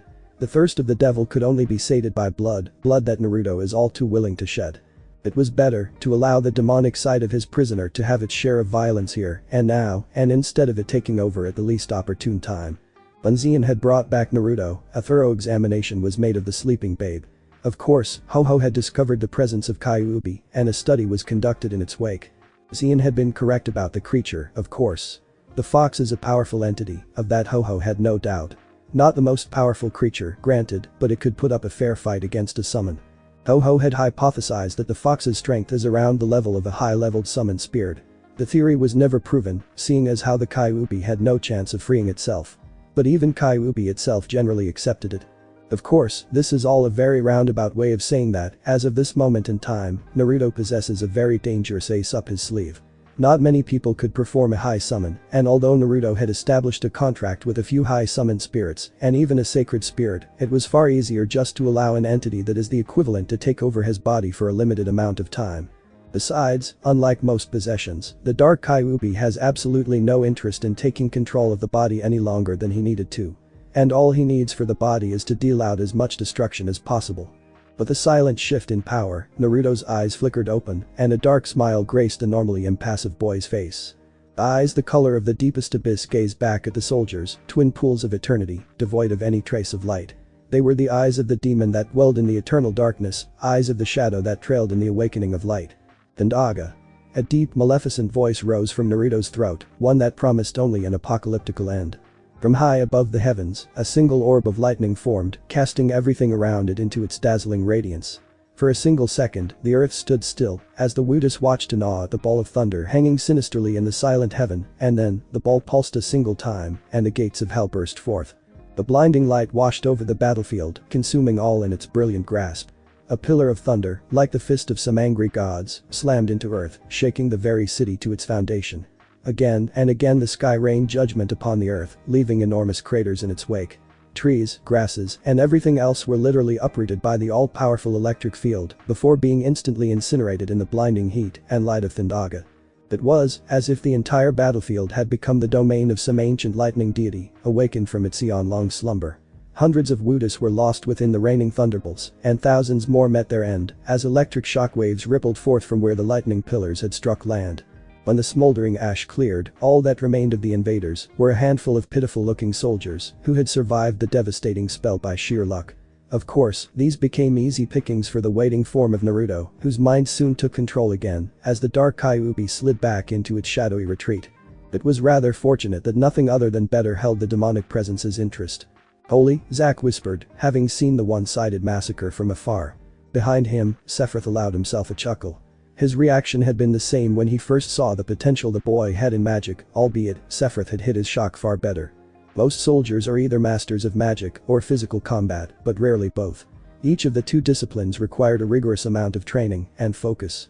Trying to achieve a degree of proficiency in both areas had proved far too difficult for most warriors to handle. Sephiroth had considered himself one of the special cases, but even then, he had favored physical combat over magic. Naruto, on the other hand, may just be that one person who could strike a perfect balance between the two, although at this moment, it seems that the boy had a greater degree of accomplishment with magic. That is only to be expected, since his biological structure did not allow him to reach his full potential bodily. He remembered speaking to Ho-Ho concerning the boy's artificial development, but for once in his entire life, Ho-Ho actually rejected a proposal for more experimentation. Boosting the growth of the specimen artificially, the scientist explained, would severely limit the level of strength the boy would otherwise reach. "And I do not intend anything but the best for this project, Commander." That had been that. Naruto would grow strong, but at his own pace. Sephiroth understood the reason behind it, and for once, it was a good reason. Accelerating Naruto's growth would give Naruto strength that he is not ready to handle. Growing up naturally, Naruto would slowly settle into his ever-developing power, but to reach that power all at once, it would take away the chance Naruto had to balance his skill and his strength. Sometimes, power without discipline is much more a bane than anything else. Still, Sephiroth thought with a satisfied smile as he bounded towards Naruto. Even now, the boy is already a name to be feared. "Come along, boy," he said to Zack, who followed closely behind him. "There is no need for us to be here." And with that, Zack, the third-class soldier, entered Naruto's corner of the world. The fate of the world was forever changed on that day, as the planet hurtled towards a path that would either lead to its salvation or its final destruction at the hands of a foe it had combated so many centuries ago. 1 year later, Midgar. Uzumaki Naruto allowed himself a soft sigh of defeat as he waited for his friend Zack to arrive. It has been 15 minutes since the second-class soldier went to, as he himself described it, answer a call of nature, but the raven-haired teen is still nowhere to be seen. The 10-year-old boy supposed that the Buster Sword user is up to his old antics again. After another minute has passed, and after Naruto had absorbed another page of the book he is currently poring over, he got up slowly and made ready to drag the womanizer teen from whatever lady he is now surely engaged with. Though, as he had expected, he did not have to look very hard for the soldier, as seconds later, a rather portly man flew out of the bar, followed by a drunken slur of "Take that up your and smoke it, bitch." Again the boy sighed. This was going to be a long day. A very long day, when Naruto had spotted several less savory characters, got up, and made towards an intoxicated Zack, knife in hand. "Should we render our associate aid?" In his mind, Kyuubi asked. His coordination appears to be hampered by the liquid substance. A rarely seen smile graced Naruto's face as he watched the scene coolly. "No. I believe our friend can handle himself in such a situation. Intoxicated or not, he is still of the soldier order. Mere rabbles such as these will not pose much of a threat to him, I think." However, the vessel of Kyuubi was added as an afterthought. If unforeseen complications should arise, then we may be required to act on his behalf. Inside his consciousness, Kyuubi gave a growl of understanding and faded from sight back into the chamber wherein the spirit of the nine-tailed fox was housed. It would seem that his aid is not needed, though an amused Naruto, as more men were sent sprawling to the floor. It is fortunate that even in his drunken state, Zack had remembered to pull his punches, else a fate far worse than bruises and broken bones awaited these men. The strength of one who could swing the Buster Sword in one hand is something not to be taken lightly. Naruto had seen Zack demolish concrete walls with his bare fist. Yet mankind is truly a foolish race, for even after the display of power, the more rowdy customers of the bar are not intimidated in the least. More and more they kept coming, despite the fact that Zack had laid them low with a single blow.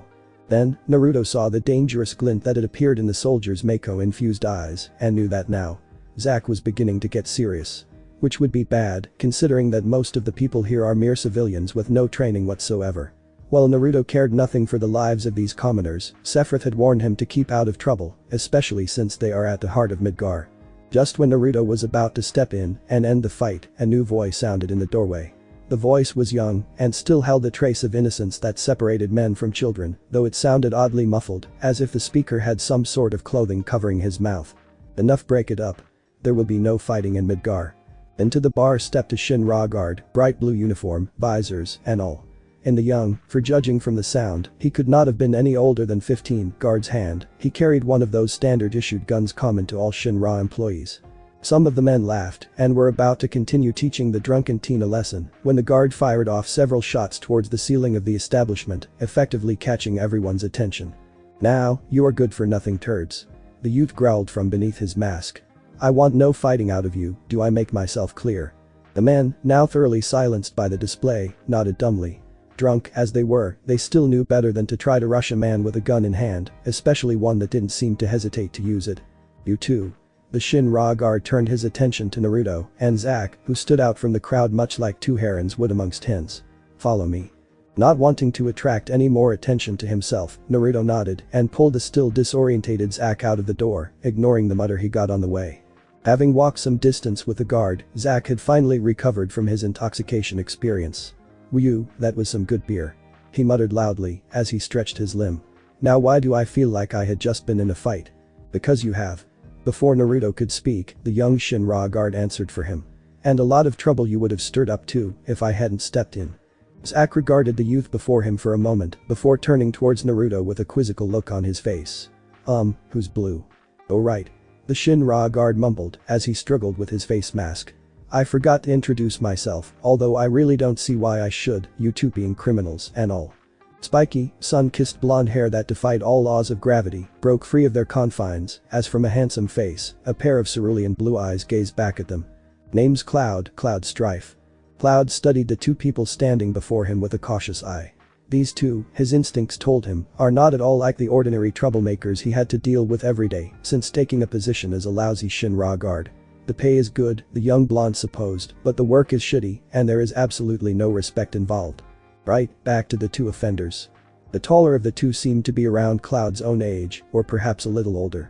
With a mess of spiky black hair and laughing eyes, no one could possibly have taken the teen to be dangerous, or even serious for that matter. The teenager wore a simple white shirt and faded blue jeans, nothing that would have drawn attention to him.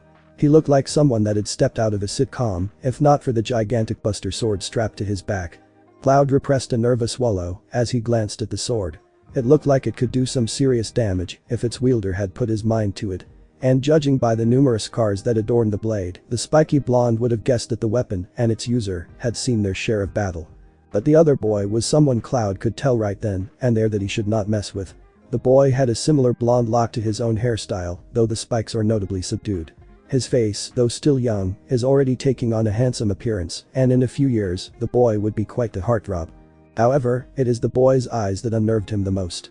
Twin pools of cerulean blue gazed back at the young Shinra guard, twin chips of ice, within which a pale blue fire danced. These were the eyes of the void, from wherein born all of creation, and to wherein the creations meet their end. These were the eyes of one to whom life held no meaning, and to whom death meant nothing more than mere words.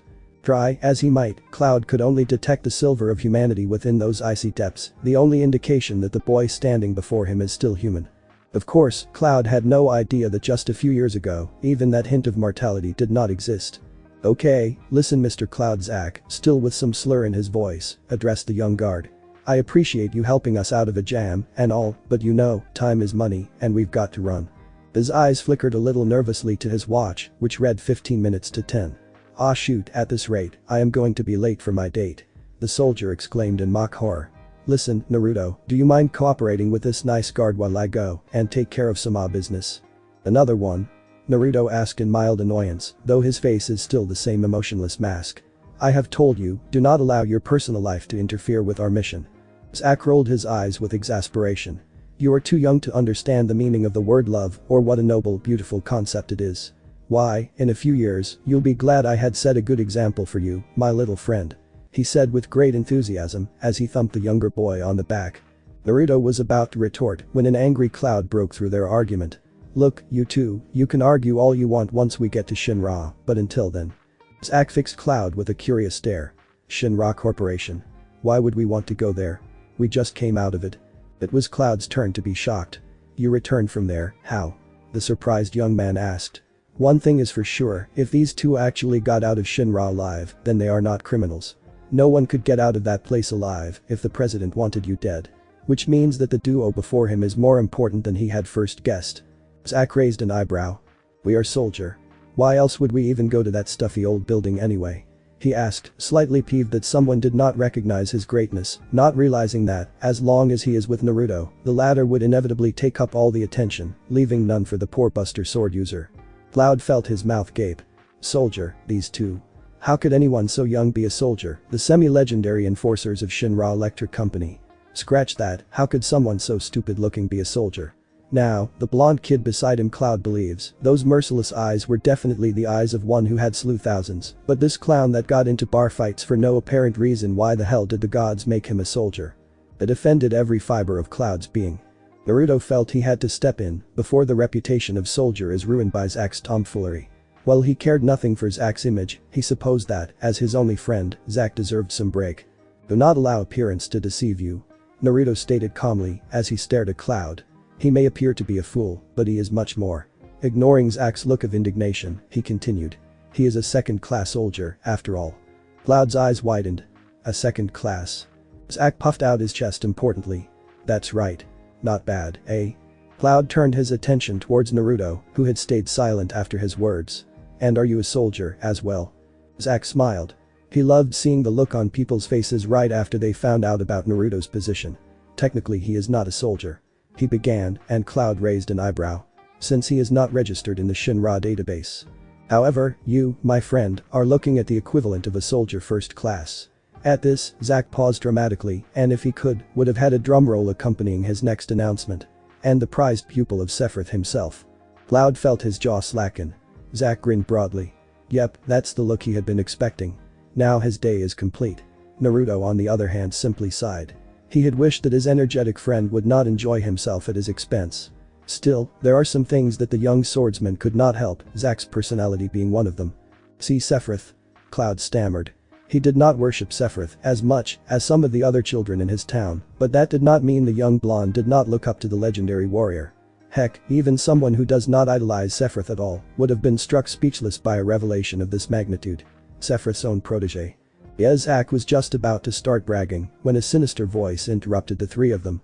Well, from the shadows of one of the run-down buildings, 70 or so Wutai ninjas stepped into the sunlight. How unexpected. We had thought that we'd take out a foolish soldier whose mouth is too big for his head, but to have the great Sephiroth himself join us is a pleasure we have not had. The one who had spoken, a ninja dressed in an elaborate battle costume, spoke. His face contorted into a snarl as the name of Sephiroth was mentioned. It was obvious to all the depth of hatred that the ninja bore for the great commander. The leader would surely reward us beyond our dreams. And then, the ninjas struck. Naruto smiled as he summoned his Muramasa, a very useful technique he had learned from his mentor. Carrying an adachi such as his needlessly wastes strength, it is better to store the weapon in the nether region and call it forth when in need. The ninja before him opened his eyes wide as the blade flashed once in the air, severing the man in two. Another, sensing his comrade's death, gave a wild war cry as he charged towards Naruto. The young warrior's eyes darkened as he dodged a wild swing and using his free hand, gave the Wutai a painful blow to the ribs. The Wutai doubled over in pain, stumbling back. Even as he tried to recover from the blow, Naruto was upon him, his sword drawing a silver arc as it sliced through the air. Not a single drop of blood was spilled as Naruto removed the warrior's head from his neck. Even as he stood over his second kill, a third Wutai leapt from his hiding place, a dagger flashing in the sun as he dived for the kill. He did not even scream as Naruto whirled, slamming a fire-infused fist into his gut. The fire-powered blow incinerated the man in mere seconds. Using the momentum, Naruto followed up with a wild slash, sending out shockwaves in every direction. All around him, Wutas fell like mere flies as the devastating attack made contact with flesh. Around him, Zack is swinging his buster blade like a maniac, blood splattering from every direction as the sword broke bones and rent flesh. Naruto shook his head. Zack still had such a messy fighting style, even after having spent a few months under Sephiroth's tutorage. On his other side, Cloud is doing an admirable job despite having no real training. His gun doubled as a melee weapon as he kept his enemies at bay, either by rewarding those who got close with a painful blow or a face full of lead. Naruto frowned as he decapitated another man. These shinobis are becoming an annoyance. Though they had no hope in the world of defeating him, again and again they threw themselves at the blonde like moths to flame. With lightning speed, he slammed the hilt of his blade against one of the wutai, dazing him. As the man bent over from the pain, Naruto warped his hand around the man's windpipe. Electric current surged from his fingers, ending the man's life cleanly. Sadly, this act of power did not discourage his attackers, but rather fueled their fury, as more and more wutai began to direct their focus upon the youngest of the trio, the other two forgotten. Naruto watched quietly as the sea of wutai surrounded him. He needed to put an end to this quickly. He could still catch the sight of the leader of this group, and judging from the look of fear in the man's eyes, he was about to run for it. Naruto knew that Shinra would want to question the man. The fact that so many wutai could have gotten into the city is troubling indeed. With a single bound, Naruto shot over the heads of his would-be attackers, yet to their surprise, the boy did not land, but stayed afloat in the air. By now, Naruto had all but mastered the art of flight like his mentor, even if his speed still needed working. Turning to face the throng of faces, Naruto again smiled a rare smile, though a humorless one. A ball of lightning cackled in his palm as he directed it towards the assailants. "Thunder," he whispered and watched coldly as the sphere of thunder sailed into the crowd. An explosion resulted as the sphere made contact with the bare earth, followed by screams of pure agony that were soon drowned out by the roar of electricity as it blossomed into life. As the occasional spark dissipated harmlessly, only the leader remained, the rest having been turned to nothing more than bits of charred flesh. With a loud curse, the man fled, his form all but a blur as he made his escape. "Stay here," Naruto commanded in a cold tone to Cloud and Zack before turning and taking flight towards the direction in which the wutai had fled. His form soon became nothing but a speck in the distance. "You have nowhere to run, wutai," Naruto said coldly as he watched the man edging back against the railing. The two of them now stood atop a 100-story building overlooking an empty construction site. The wutai's escapade had taken him as far as here, at the edge of Midgar, before Naruto had caught up to him. "Give up, or I shall be forced to resort to more drastic measures." "In your dreams, freak," the wutai growled as he pulled out a dagger from his belt. Naruto raised his own blade as he readied himself for the fight. "I'd rather die than become the prisoner of Shinra." And with that, the man placed the dagger's hilt in his mouth and jumped. Naruto did not express his surprise, but followed a fraction of a second later. Upon reaching the railing, he threw his sword down, the sharp blade scoring against the man's shoulder, causing him to hiss in pain, though it did not dislodge the knife. With a dull thud, the sword passed the wutai and buried itself deep into the brown earth below. Even as it landed, Naruto dived after the man. Pressing his arms and legs together, he dropped like a speeding bullet, overtaking the surprised wutai with ease. The fact that Naruto had perfect mastery over the element of wind did help matter as well. Flashing the man with another of his rare smiles, Naruto passed the startled ninja. It was not a friendly smile. It was the smile of a predator who had just overtaken a helpless prey. At 50 feet above ground, Naruto twisted in the air so that he now fell parallel to the earth, with his back facing the ground. Pressing his legs against his chest, the young swordsman pushed off against the building, launching himself in another direction, his right hand extending forward, as though to grasp something unseen. As he sailed over the buried sword, his fingers wrapped around the hilt, pulling the blade free of its earthy confines. Ending with a graceful flip, Naruto landed harmlessly on the ground with sword in hand, as he waited for the wutai. The wutai landed with a thump, his injured shoulder causing the man to growl in pain. As he tried to escape via another route, Naruto stood before him. "You have lost." The boy spoke calmly, as though nothing out of the ordinary had happened. With a snarl of rage, the wutai's hand shot up and would have scored a heavy blow had not Naruto stepped away at the last second. Taking the dagger in his other hand, the man made a quick slash, only to realize in shock that his blow had passed through Naruto. An illusion. The man swore as he looked around for the real Naruto. But even as he was about to turn around, a voice started icily behind him. "No," an after image. The man barely managed to bring his dagger up and block the lightning-fast slash of the Muramasa. Steel met with a resounding clang, and several cracks appeared on the wutai's weapon. The wutai cried in anger as he jumped back. "Damn you, boy," he roared, and two fireballs appeared before him. "Die." The twin balls of fire suddenly grew in size, turning into two gigantic fire dragons that towered above the clearing. With an earth-shaking roar, the dragons dived after the 10 years old, burning everything in their path. "Water." The boy, amidst the chaos the dragons have made, stated calmly as from the earth, twin geysers shot up, extinguishing the fiery serpents with a smoky hiss. Looking at the astounded man, Naruto's eyes narrowed. He was wasting too much time. He had wanted to bring back the man unscathed, but it seems that he would need to incapacitate him. It may be a few months before the Wutai would be of any use to the interrogators, but that is their problem. The boy charged at the Wutai once more, his blade whistling as it sailed through the air. Again the Wutai sought to block the powerful blow, only to discover too late that the strike was a feint. Even as his knife rose up to meet the non-existent danger, Naruto's knee shot upward, slamming hard into the man's gut. Ah! The Wutai screamed in pain, for the blow was laced with a thunder element. Yet unlike the others, the man did not pass out from the attack. With a series of hand gestures, the man cleared himself of the paralysis and attacked once more. Leaping high above Naruto, the man dived towards the young swordsman, a coat of blue flames covering the blade of his dagger. Now taste the power of the Wutai. The man roared as mana exploded from the blade. Gauntlet. A brilliant blue vortex appeared under Naruto, which soon erupted into a single beam of radiant azure. The blast of the attack ascended the height of heaven itself, parting the dark clouds that had gathered overhead, bathing the world in a cataclysmic indigo. When the technique faded, nothing was left of Naruto, not even atoms. Or so the Wutai had thought. He did not expect the boy to have emerged from the catastrophic blast unscathed. Dusting off some imaginary debris from his black overcoat, Naruto addressed the man calmly. So, a gauntlet technique only those of high positions in Wutai are granted the knowledge of such an attack. Even I would not have survived the intense energy of the attack had I not known the weakness of the technique. However, this does confirm my suspicion that you hold important information on your person, one that my employer would very much like to get their hands on. His eyes glowed bright blue as the Mako within them surfaced. Return to Shinra unharmed or return to Shinra a broken man. It is your choice. I'd rather die. At the last syllable, the man tossed something to Naruto, which exploded into black smoke before the blonde boy could have caught it. With a quick arrow, the boy dispelled the suffocating smokescreen, but the Wutai was nowhere in sight. He must be a very important member of Wutai's court. In his mind, Kyuubi's thoughts mirrored Naruto's own. If he had to make such a pathetic attempt at escaping from us. Indeed. Naruto agreed.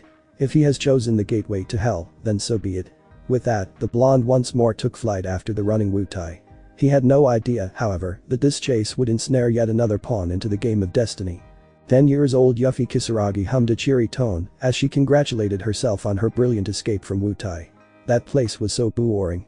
Father would not let her do anything fun, she thought, her lips forming a cute pout of defiance as she recalled the memories of her stern father, who had always ruled the clan and his family with an iron fist. Deep inside the young girl, she knew that her father cared very much for her safety, but other things were preoccupying the girl's attention, like the sight of Midgar.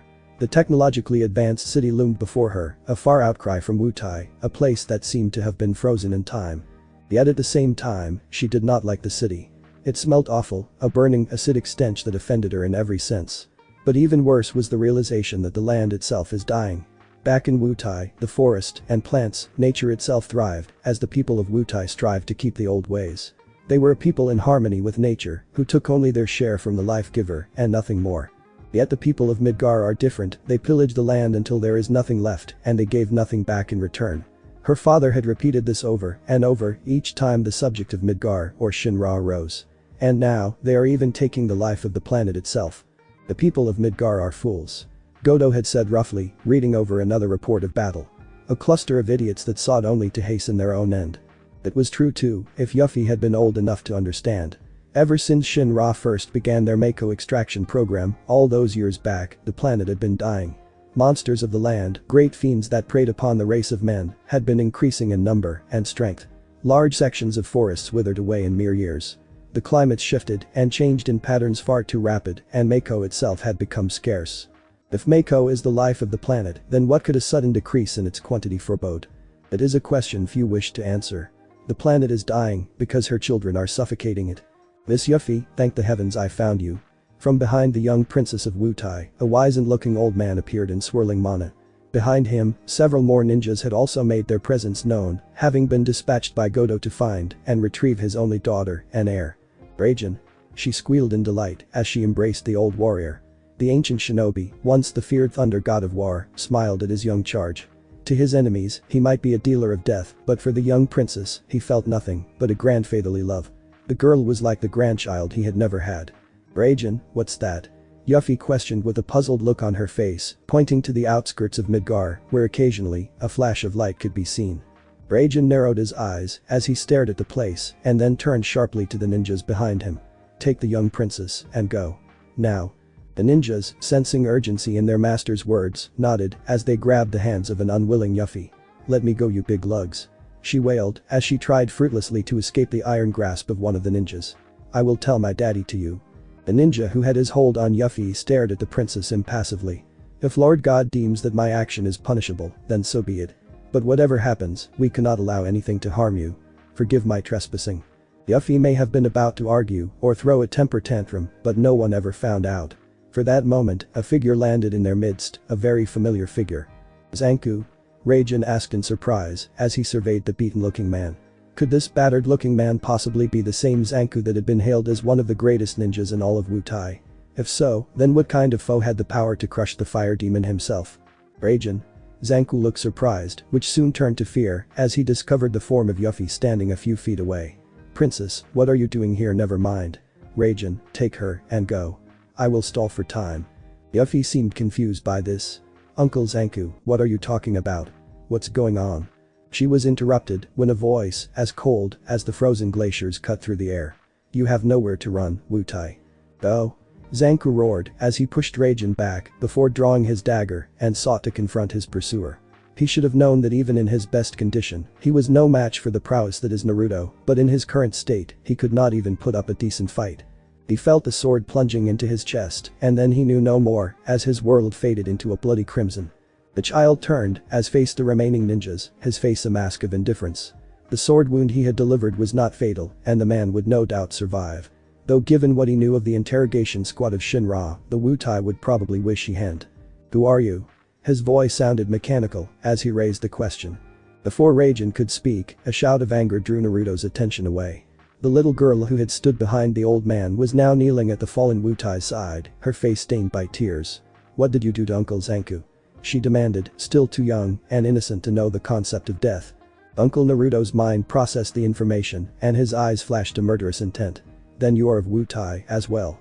Your trespassing is a clear violation of the temporary ceasefire agreement. Such blatant disregard for the terms of the ceasefire will be considered an active declaration of war on your part. Raijin paled. He knew all too well that at this moment, Wutai stood at the brink of destruction. If they were to be brought to the point of war again, the city of ninjas will truly vanish from this earth. No. He cried. There must be another way. Anything but war. Naruto studied the old man's face for a moment and answered in the affirmative. Very well, then you, as the offenders, must be put to death. With that, he attacked. It was truly a massacre. The ninjas were not at all prepared for the ferocity or the power of the onslaught. Many of them were cut down before they had a chance to draw their weapon. Once the remaining shinobis realized what had just occurred, they quickly formed a protective circle around their princess. It seems the child is the most important member, Naruto stated calmly as he summoned several fireballs into his hands. As if armed with minds of their own, the orbs of burning flames arced out from the blonde's outstretched fingers and slammed into several ninjas who had leapt into the air to attack him. The ninjas were consumed by fire completely before they had landed. Nothing more than their charred clothes fluttered onto the ground. Raijin closed his eyes tightly, not wanting to see the massacre of his comrades. They were like lambs to the slaughter, and the blonde boy before them was like the devil himself.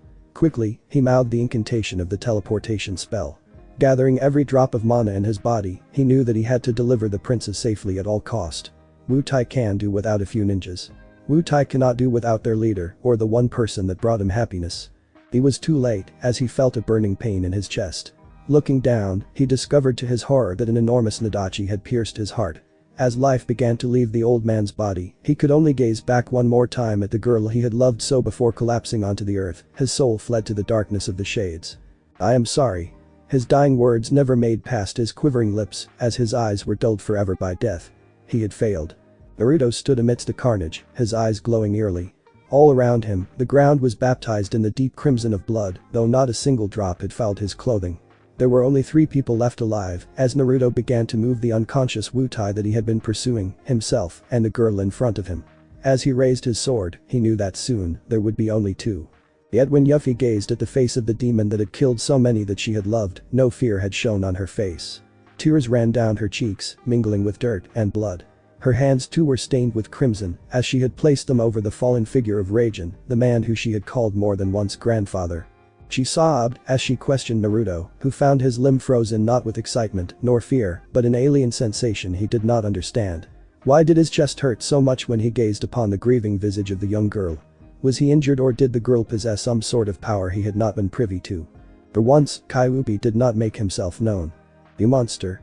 The last word was hurled like a speeding javelin towards the stock-still boy, and this time the pain was such that he actually reached up and clutched his heart as though it was the most natural thing to do. Why did he not use Akura, the boy wondered, as the pain receded from his detection. He had used it for every other injury. Yet somewhere deep within the boy's consciousness, he had recognized that such a pain could never be cured by any spell. With a deep breath, Naruto turned and sped towards the city again, leaving behind both the girl and the fainted Wutai. Though his face remained as stoic as ever, a close observer would have recognized the raging conflict that is even now taking place within the blonde. For even as he drew his trench coat tighter about himself, his hand is shaking uncontrollably still. Minutes later, Yuffie had been found and taken back by another search team, and Naruto had reached the heart of the city, where he once more reigned in his blossoming emotions. And, as the sands of time flows once more, the gears of destiny slowly began its unstoppable grind.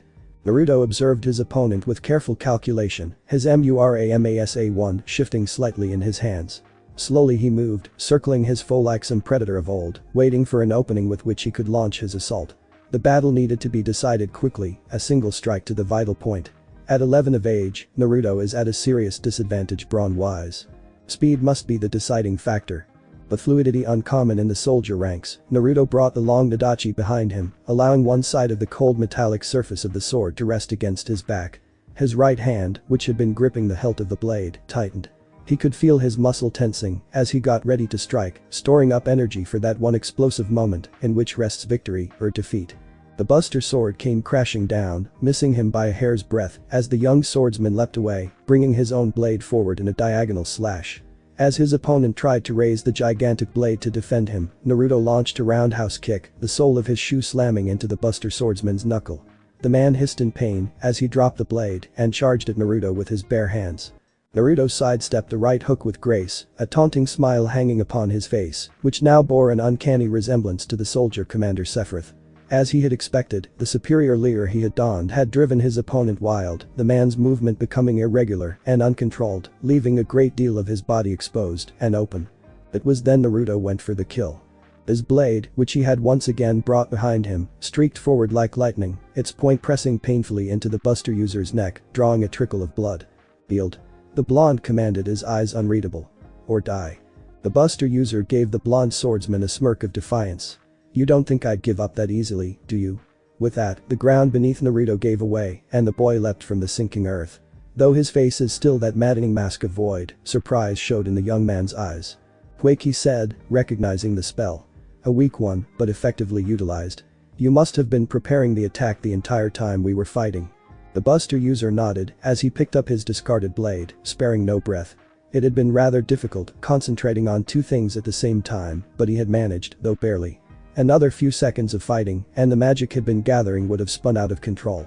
Though to be fair, the Buster user thought in slight annoyance as he stared at the bottomless chasm that formed before him. To call the spell weak is a little insulting. Not everyone is a magic freak like Naruto, who could pull an ultima out of his ass if needed.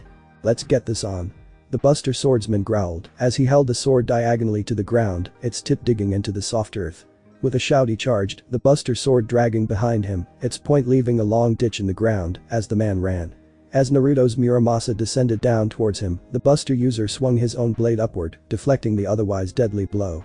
Using the momentum to his advantage, the Buster swordsman performed a backflip and landed a few feet away.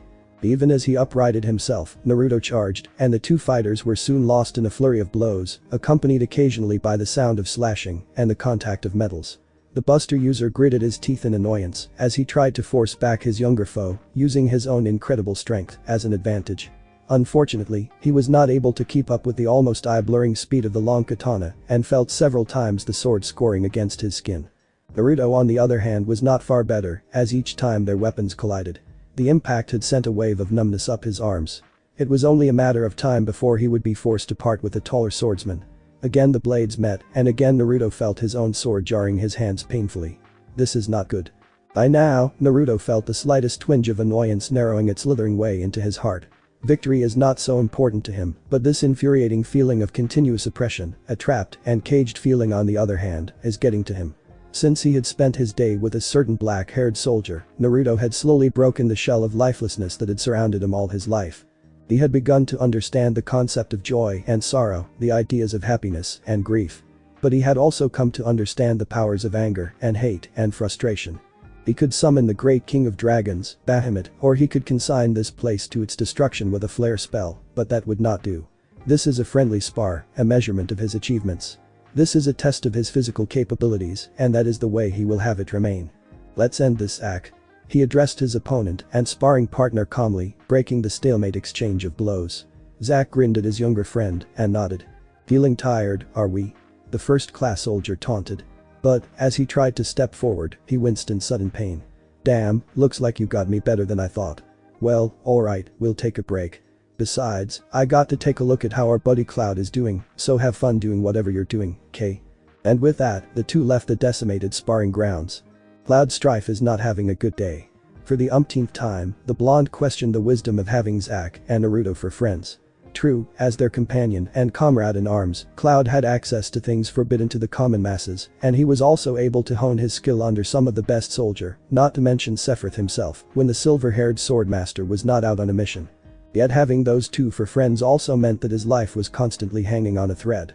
The survival training, as Zack had so graciously dubbed it, is, as far as Cloud was concerned, created by a madman. For no one of sane mind would possibly consider putting anyone in this god-forsaken place. The concept of the course is simple, like most difficult things in life. All Cloud had to do was stay in that patch of artificial jungle, about 3 or 4 miles in radius, for a week, and during that time, he must fend for himself in ways of food, shelter, and the occasional dangerous foe that had wandered into his territory. The keyword being occasional. The raven-haired Buster Swordsman had said absolutely nothing about a seemingly endless army of bloodthirsty robots on the prowl. And again, with Zack, you never get the full story. With a sigh, Cloud brought up his defender, too, and deflected an incoming stream of bullets. The Gatling bot before him made a clicking sound as it spent the last of its ammos and then began to beat a hasty retreat. These things may not be alive, but they are smart. No, you don't. Cloud growled as Mana pulsed in his free hand. Extending his palm towards the fleeing machine, the blonde swordsman launched his spell. Thunder. Blinding bolts of lightning rained mercilessly upon the machine and its surroundings, destroying all that had been caught in its brilliant path. The incredible energy of the spell fused sand to glass and turned trees to nothing more than scorched ash. The robot had received the majority of the punishment and now little more than scrap metal had remained. Unfortunately, Cloud had no time to celebrate his victory as 3 more robots, all heavily armed, stomped onto the scene, their cannons pointing warningly at him. Biting back a curse, Cloud readied himself, although he knew all too well that his sword would do little against plasma cannons such as those. But before the yellow-haired swordsman could formulate a plan, he heard several slashing sounds in the background and his would-be attackers fell harmlessly to the earth in pieces. The lone soldier stood before him, wearing the traditional dark blue combat uniform, Buster sword in hand. Zack. Cloud called, lowering his sword in relief. If Zack is here, it means that he could finally get out of this place, in one piece. Zack turned to Cloud and flashed him an infamous smile, one that promised much trouble. So Cloud, good to see that you made it. Before Cloud could answer, Zack had interrupted him. Anyway, I love to stay and chat, but we really have to run. And to emphasize his point, the team jerked his right thumb back at the place from where he had come. As Cloud stared at the broken trail left by the Buster user, he thought he could detect some movements of to the distance mechanical movements. You moron. Cloud groaned as he realized what Zack had done. You just brought the whole friggin' machine army on our heads. Zack looked a little embarrassed. Ah, come on. He said, trying to cover up his mistake. It's not that bad. I mean, with the two of us, we could take on whatever they throw at us. Just think of this as an extension of your survival exercise. However, he did not finish when several very well-armed combat robots emerged from the destroyed trail, their mechanical eyes whirling as they locked onto their 2 targets. Zack, I fucking hate you. Cloud growled as he brought his sword forth. His words were soon lost amidst the roar of guns as the robots opened fire on the 2 swordsmen. This is going to be a very long day. Atop a cliff that overlooked Midgar stood a single figure. The figure wore a black clock, held closed in the middle by a long silver zipper that ran the entire length of the wear. A hood of the same material, connected to the collar of the cloak, was pulled over the stranger's face so that his identity remained an enigma. Twin chains hung down the cloak at the base of the hood, one on each side of the zipper. A third chain lay in between them, connecting the two ends of the cloak's collar, forming an upside-down arc. 3. From beneath the shadow of the hood, twin glowing eyes watched the world below him. This place was a sanctum to him, untouched by the hands of men. It is here that he could be alone with his thoughts, as he ponders upon the meaning of his existence. Once perhaps, he did not question the reason for which he was brought to this world, once he had followed orders like holy right. But, as time passed, as he had come to see more of the world beyond the lab in which he had been raised, doubt grew in his mind. So far from the laboratory of his birth can give rise to strange thoughts and doubts. Doubts about the experiment that had made him what he is, doubts about his purpose, and doubts about his own existence. Death, it seems, was the only reason for which he was created. He was born to bring death to the world. He was the sword that Shinra wielded against those that opposed them. He was not unaware of this, his purpose made clear long ago, and yet he could not help but feel a strange emptiness, as though there should be more than that his existence should have a greater meaning. "This is my life," Naruto whispered to the silent winds, as he continued to behold the city that once bore him. Although he could not explain it, the words felt hollow and decrepit. A lie.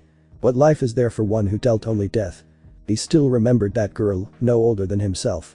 Kneeling in a pool of blood, with tears streaming down her face, she had called him a monster.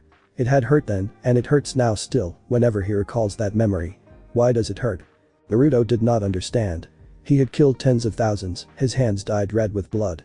He had walked through carnages that should only appear in men's darkest nightmare, a carnage he himself had caused.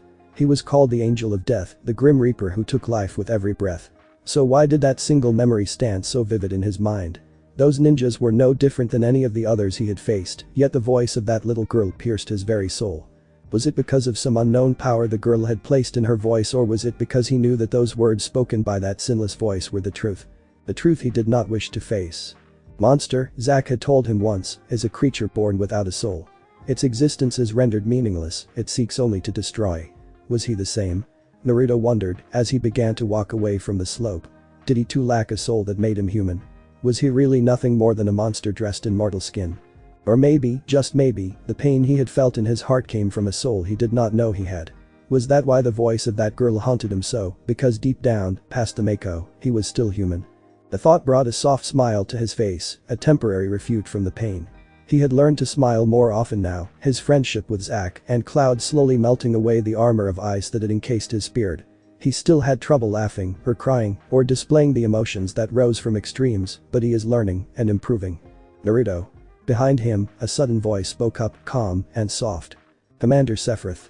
Naruto turned and acknowledged his mentor. The silver-haired swordsman stood a few feet away, one of his hands resting upon the hilt of his Masamune.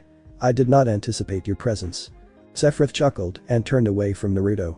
"I was observing your practice session with that soldier, Zack. You have improved a great deal since I last saw you." Then he made a gesture of dismissal. "At any rate, I have come to tell you that you are to accompany me on a mission to check on a Mako reactor." "Of course, I shall get ready right away," Naruto replied coolly. "Where are we going?" "Nibelheim." The soft answer came. And although none of them knew it yet, that small mountain town would change their fate in ways not even the gods could have foreseen. It is there that the destiny of the planet was passed from the ancients to human hands. Whether destruction or salvation awaits that world became the choice of those that dwelled upon it. Several days later. "This is awesome," Zack shouted in the confine of the moving vehicle, pumping his fist to emphasize the point. Of course, he was the only one that seemed excited by the prospect. Sephiroth and Naruto had, like always, kept to themselves, silent and composed. Cloud, on the other hand, looked apprehensive, his hands somewhat sweaty, the defender sword tied to his back. "Come on, you guys," Zack said, as he turned to his less than responsive companions. "We finally got a worthwhile mission." It was true, in some ways. After the war with Wutai was over, there was not much else to do for the soldier but clean up the mess left behind. Being, as they were a people created for conflict, such peacekeeping duties did not sit well with those legendary enforcers of Shinra.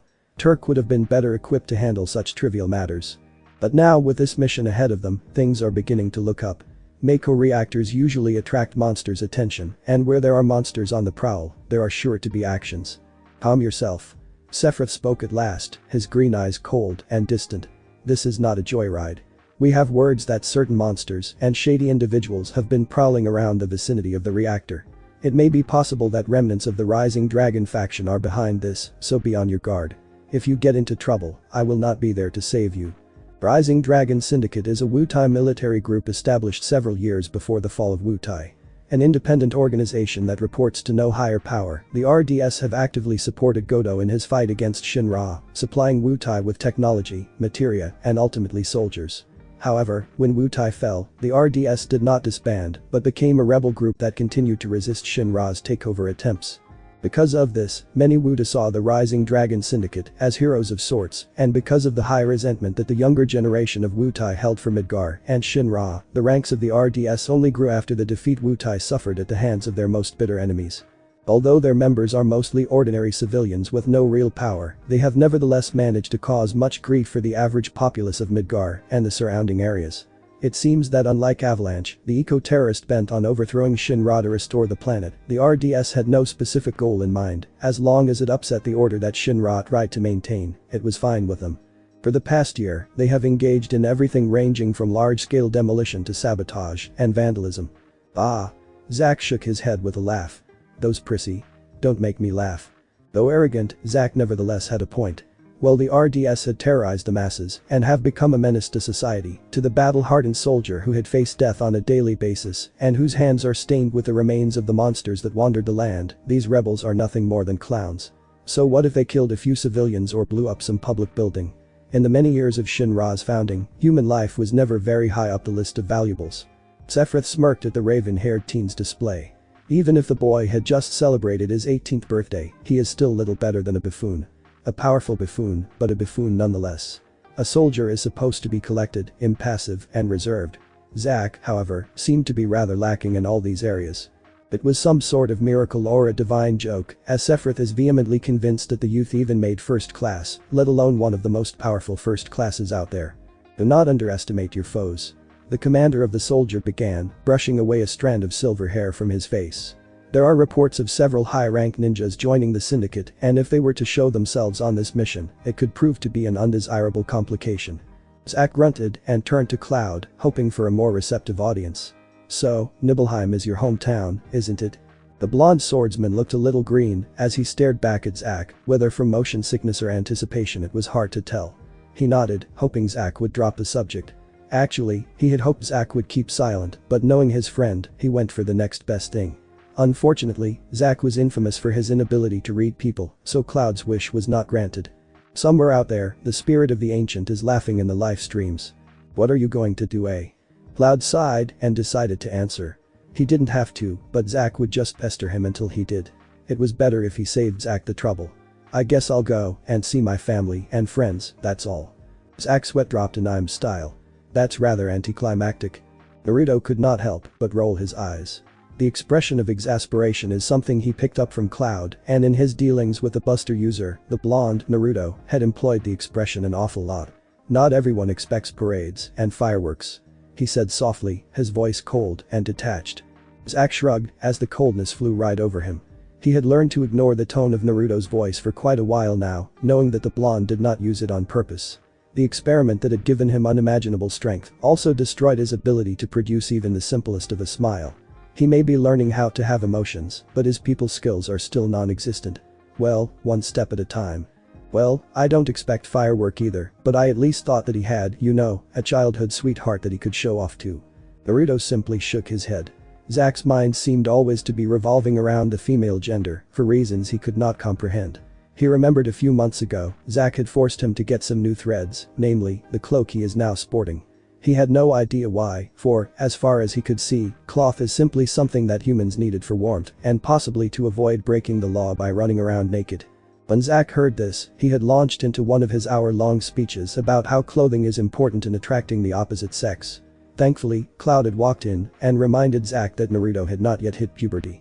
Then there are the stacks of adult magazines that Zack had thought to be well hidden under his bunk, but whose locations are known to every soldier and Turks, most of whom would take the liberty of borrowing one or two issues when they need to relieve themselves. However, what Naruto had not expected was that Cloud's face colored ever so slightly at the mention of a sweetheart. It was surprising since Cloud was usually a no-nonsense kind of person, and Naruto had fully expected him to scoff off the comment. Zack had caught Cloud's look of embarrassment and began to grin like a lecherous old man who had just gotten a peek at a girl's unmentionables. Well, Cloud, you sly old dog. Out with it. Come on. I'm gonna need a name, description, phone numbers, and address. Old habit, sorry. Just ignore the last part. Cloud blush deepened somewhat, and the swordsman scratched his face. Well, it's not really a sweetheart, just this girl I made a promise to a few years back, when I first left for Midgar. At this, his eyes grew distant in remembrance, and a soft smile graced his face. We weren't really friends, you know. He explained, and Naruto smirked a little at Zack's look of disappointment. But since everyone was leaving Nibelheim to find jobs at other places, we started to hang out more often. Then just before I left, I sort of made a promise to her that if I ever became successful, and she should be in some sort of trouble, I'd rescue her, well, something along that line. Naruto and Sephiroth were both silent and plain uncaring as they listened to the story. Sephiroth because he had no time to waste in childish affairs such as this, and Naruto because he simply doesn't understand the situation. Zack, however, walked over to Cloud and clapped him on the back soundly. Real smooth, Romeo. So tell me, is she hot, this girl of yours? He did not finish as the car came to a sudden stop and an earth-shaking roar sounded outside. What the hell? Cloud cried and was on his feet at once, the defender sword out. Zack had also drawn his own weapon and readied himself for an attack. Both Naruto and Sephiroth had summoned their respective swords and listened for any sound that may indicate the problem. Seconds later, a distraught Shinra guard stumbled into the back of the carriage, bleeding profusely in one arm. We are under attack. A monster. He stammered before fainting due to blood loss. Again the roar sounded, this time closer and much more angry. Sephiroth turned to the others. Naruto, come with me, Zack and Cloud, go and secure the vehicle and the materials.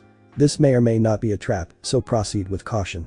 Zack nodded seriously, knowing that the time for jokes had passed. Grabbing Cloud, the two of them leapt out of the car and headed for the driver compartment, followed a few moments later by Naruto and Sephiroth. The dragon stood outside, its flames erupting from its nostrils. Its emerald body towered over the truck, which looked like a toy by comparison. With a bloodthirsty war cry, the dragon swung his mighty tail and swatted away several Shinra soldiers that had shot at its seemingly impenetrable body. Then, before the soldiers could get to their feet, the dragon opened its maw and a blast of blistering fire exploded from its throat, consuming the soldiers whole. When the flames had died down, only ashes remained. This is an odd creature. It does not seem to be native to this land. Be careful of your actions, Kyuubi spoke softly. The creature at the back of his mind had been silent for quite a while after the incident with the little Wutai girl, but had gradually become vocal again. Naruto was just about to agree and surrender his control to the dark Kyuubi when Sephiroth moved. The soldier commander's blade flashed out like chain lightning, striking with blinding speed at the monster's vital spot. Blood exploded as his blade made contact with flesh and the dragon screamed in pain and fury. Don't be fooled by his appearance, Sephiroth said as he landed. His blade untouched by the dragon's foul blood. It is not as strong as it looks. Naruto nodded as he once more took control of his body, mana swirled around his katana and soon his sword became encased in ice. To imbue one's weapon with an element is a feat only the most accomplished mages would attempt and it is a feat Naruto had fully mastered. It seems against a creature who so favored fire, ice would be the best choice in battle. Naruto charged at the dragon, his swords raised, its ice armor forming misty clouds around it. He jumped just as the dragon's tail swung towards him and circled behind the great beast. With another jump, Naruto landed on the base of the dragon's tail and plunged his sword deep into the beast's skin. The dragon screamed again and thrashed around to rid himself of this unwelcome foe. Naruto held firm and grabbing the hilt of the sword with both hands, he began to run up the dragon's length, pulling his blade along and creating a massive gash in the monster's back. As Naruto pulled the sword out and jumped away from the creature, the dragon gave one last anguish howl and fell to the ground. Sephiroth seized this opportunity and leapt high into the air and then brought his sword down and buried deep into the creature's skull, killing it instantly. Before he could recover his sword, however, several daggers whistled through the air and landed next to the silver-haired swordsman and exploded as they touched the ground, enveloping Sephiroth. On the other side of the dead dragon, Naruto swung his blade with a speed that made it invisible to human eyes. Several clink could be heard and 3 daggers dropped out of the air. Show yourselves. From the burning fire, Sephiroth emerged unharmed, though his eyes were narrowed in barely suppressed anger. From the shadows around them, no less than 12 men had emerged, all of them dressed in the attires of the Wutai ninjas. In their hands they carried a variety of weapons, swords, daggers, maces, and staves. Slowly they approached their target and formed a circle around the two. Remnants of Wutai, how pathetic. Sephiroth sneered as he swung his blade lazily, causing several of the shinobis to jump back in fright. Seeing this, Sephiroth laughed. Such fear in your eyes, as you beheld me, and still you would dare to confront me? You're either very brave or very foolish. Or perhaps a bit of both. One of the men gritted his teeth in anger. These two that stood before him, he would not forget their faces in 1,000 years. How could he, when each night those two demons haunted his dreams? He still remembered that dark, stormy day, when those two had descended onto the battlefield, like the angel of death who had come to harvest the souls of the living. They were cut down like wheat before a farmer's scythe, and their blood covered the entire battlefield. They were the demons that dwelled in the darkest pit of hell, evil given physical forms. Silence. It is you who shall perish this day, and atone for the thousands you have slain. He screamed, partly in righteous fury, partly in fear. Naruto chuckled silently, his mouth contorted slightly in his mirth. Thousands? The blonde asked, as he watched his foe's face. Fear and anger are powerful weapons when used against your enemies. Indeed, I have killed thousands, but where 1,000 men had failed, do you think 12 could succeed? The same ninja roared as he drew out his weapon, twin short swords that had been strapped to his belt. Shut up. Die. And with that, the 12 shinobis charged. Naruto dodged the swipe of a kunai and slammed his fist into the attacker, who grunted as fire consumed him whole. But Naruto did not stay and watched as a second attacker ran at him, his katana swinging wildly. A sword user? Naruto thought as he dodged the initial strike and then did something that shocked the man to his core. The blonde grabbed the blade, the sharpness of the edge cut into his skin and drew blood, but Naruto did not seem to feel the pain. Then die by your sword, fool. Currents of electricity ran up the sword and then through the man's body, frying his brain and organs. The man gave an unintelligent scream and fell backwards onto the ground. A simple cure later, and the wound on his hand was nowhere to be found. Beside him, Sephiroth was cutting down the shinobis like flies, his sword a silver arc that danced between them, claiming their lives with its blazing kiss. Only a single minute has passed before Naruto reached the last of the shinobis. Though the man had lost an arm and a leg, he was still alive, barely. His hands wrapped themselves around the man's windpipe. Naruto brought the dying ninja close to his face. That was rather a disappointing performance, wouldn't you agree? Naruto asked softly. He wanted to see the despair in the man's eyes, a trait no doubt given to him by Kyuubi, or his darker side. The man only grinned a bloody grin up at Naruto and mouthed the words, "You fell for it." Then his eyes rolled up to his skull and he died. Now. Banishment. Screamed a voice as a man leapt through the trees and headed towards the two swordsmen. Too late did Naruto realize that the shinobis they had just killed were meant only as a distraction, long enough for this spell to be completed. Banishment is one of the most potent time and space spells, creating a mini black hole and sending its target to another dimension from where there is little chance of returning. Just as he was about to attempt an escape from the effect of the spell, Naruto felt his body froze in his tracks. For even as mana swirled wildly in his hands, Naruto saw the face of the caster, and with it, the floodgates of memories opened wide. It was the face of Zanku, twisted by hate and injuries he had received at Naruto's hands. She sobbed as she questioned Naruto, who found his limb frozen not with excitement nor fear, but an alien sensation he did not understand. Why did his chest hurt so much when he gazed upon the grieving visage of the young girl? Was he injured, or did the girl possess some sort of power he had not been privy to? For once, Kyuubi did not make himself known. "You monster." The last word was hurled like a speeding javelin towards the stock-still boy, and this time the pain was such that he actually reached up and clutched his heart as though it was the most natural thing to do. Why did he not use Akura, the boy wondered, as the pain receded from his detection. He had used it for every other injury. Yet somewhere deep within the boy's consciousness, he had recognized that such a pain could never be cured by any spell. Again he lived the scene as vividly as that day. Then a voice snapped him out of his flashback, and then it was too late. "Naruto, what are you doing? Move." Slowly the boy opened his eyes and saw first Sephiroth, whose sword had skewed Zanku, then he saw the light of the banishment spell washing over him, and he knew no more. Though, as his consciousness was stripped away from him, he could not help but experience a strange sense of deja vu, as though some time in the past, he had been in a similar situation. Blackness. Drifting. The old man smiled kindly down at the emotionless child, whose eyes are as empty as the void that existed before creation. Soft winds blew round them, gently stroking the grass and tree leaves. Though the child could not understand, the old man had an aura that made the child feel comfortable, a warm, safe feeling. "Who are you?" the child asked, his voice still as sweet as an angel, yet lacking in emotion. The old man chuckled. "That is not important. A better question is, who are you?" The child pondered upon this, his eyes frowning in thought, then he looked up and a rare confusion could be found in his gaze. "Who am I?" he asked. Again came the chuckle, not mocking, but understanding and kind. You're the one who will save the world. The old man smiled and placed 3 small orbs into the child's hands. A green, a red, and a yellow orb. Take them, you will need them in the future. The old man said as he straightened up and ruffled the child's hair affectionately. Then he turned and began to walk away. Cosmo Canyon. Bugenhagen turned to face his companion, a worried look on his ancient visage. It has begun, just as you say it would, but was it wise to entrust the 3 master materia to that child? Beside him, another old man smiled. Had Naruto been here, he would have recognized the old man as the one from his dream, the one who gave him the 3 materias. Of course, I would entrust him with the world. After all, the old man chuckled. Who better to wield them than the child of the planet himself? Bleakness. Empty. Light. Wake. Naruto slowly opened his eyes and was greeted with an unfamiliar sight. Standing near him was a pretty girl of about his age, with long pink hair flowing past her shoulders and emerald eyes full of worry. Where am I? Naruto groaned as he slowly righted himself. Who are you? The pink-haired girl smiled in relief. When I found you in the park, I thought you were in a coma or something. Anyway, my name is Haruno Sakura, I am one of the students at the academy. Then she made a wide sweep with her hand, bringing to Naruto's attention the ancient structures that stood about him. The place felt weird, it felt peaceful at ease. It was almost as though the place was part of the land itself and Naruto could feel scent of leaves.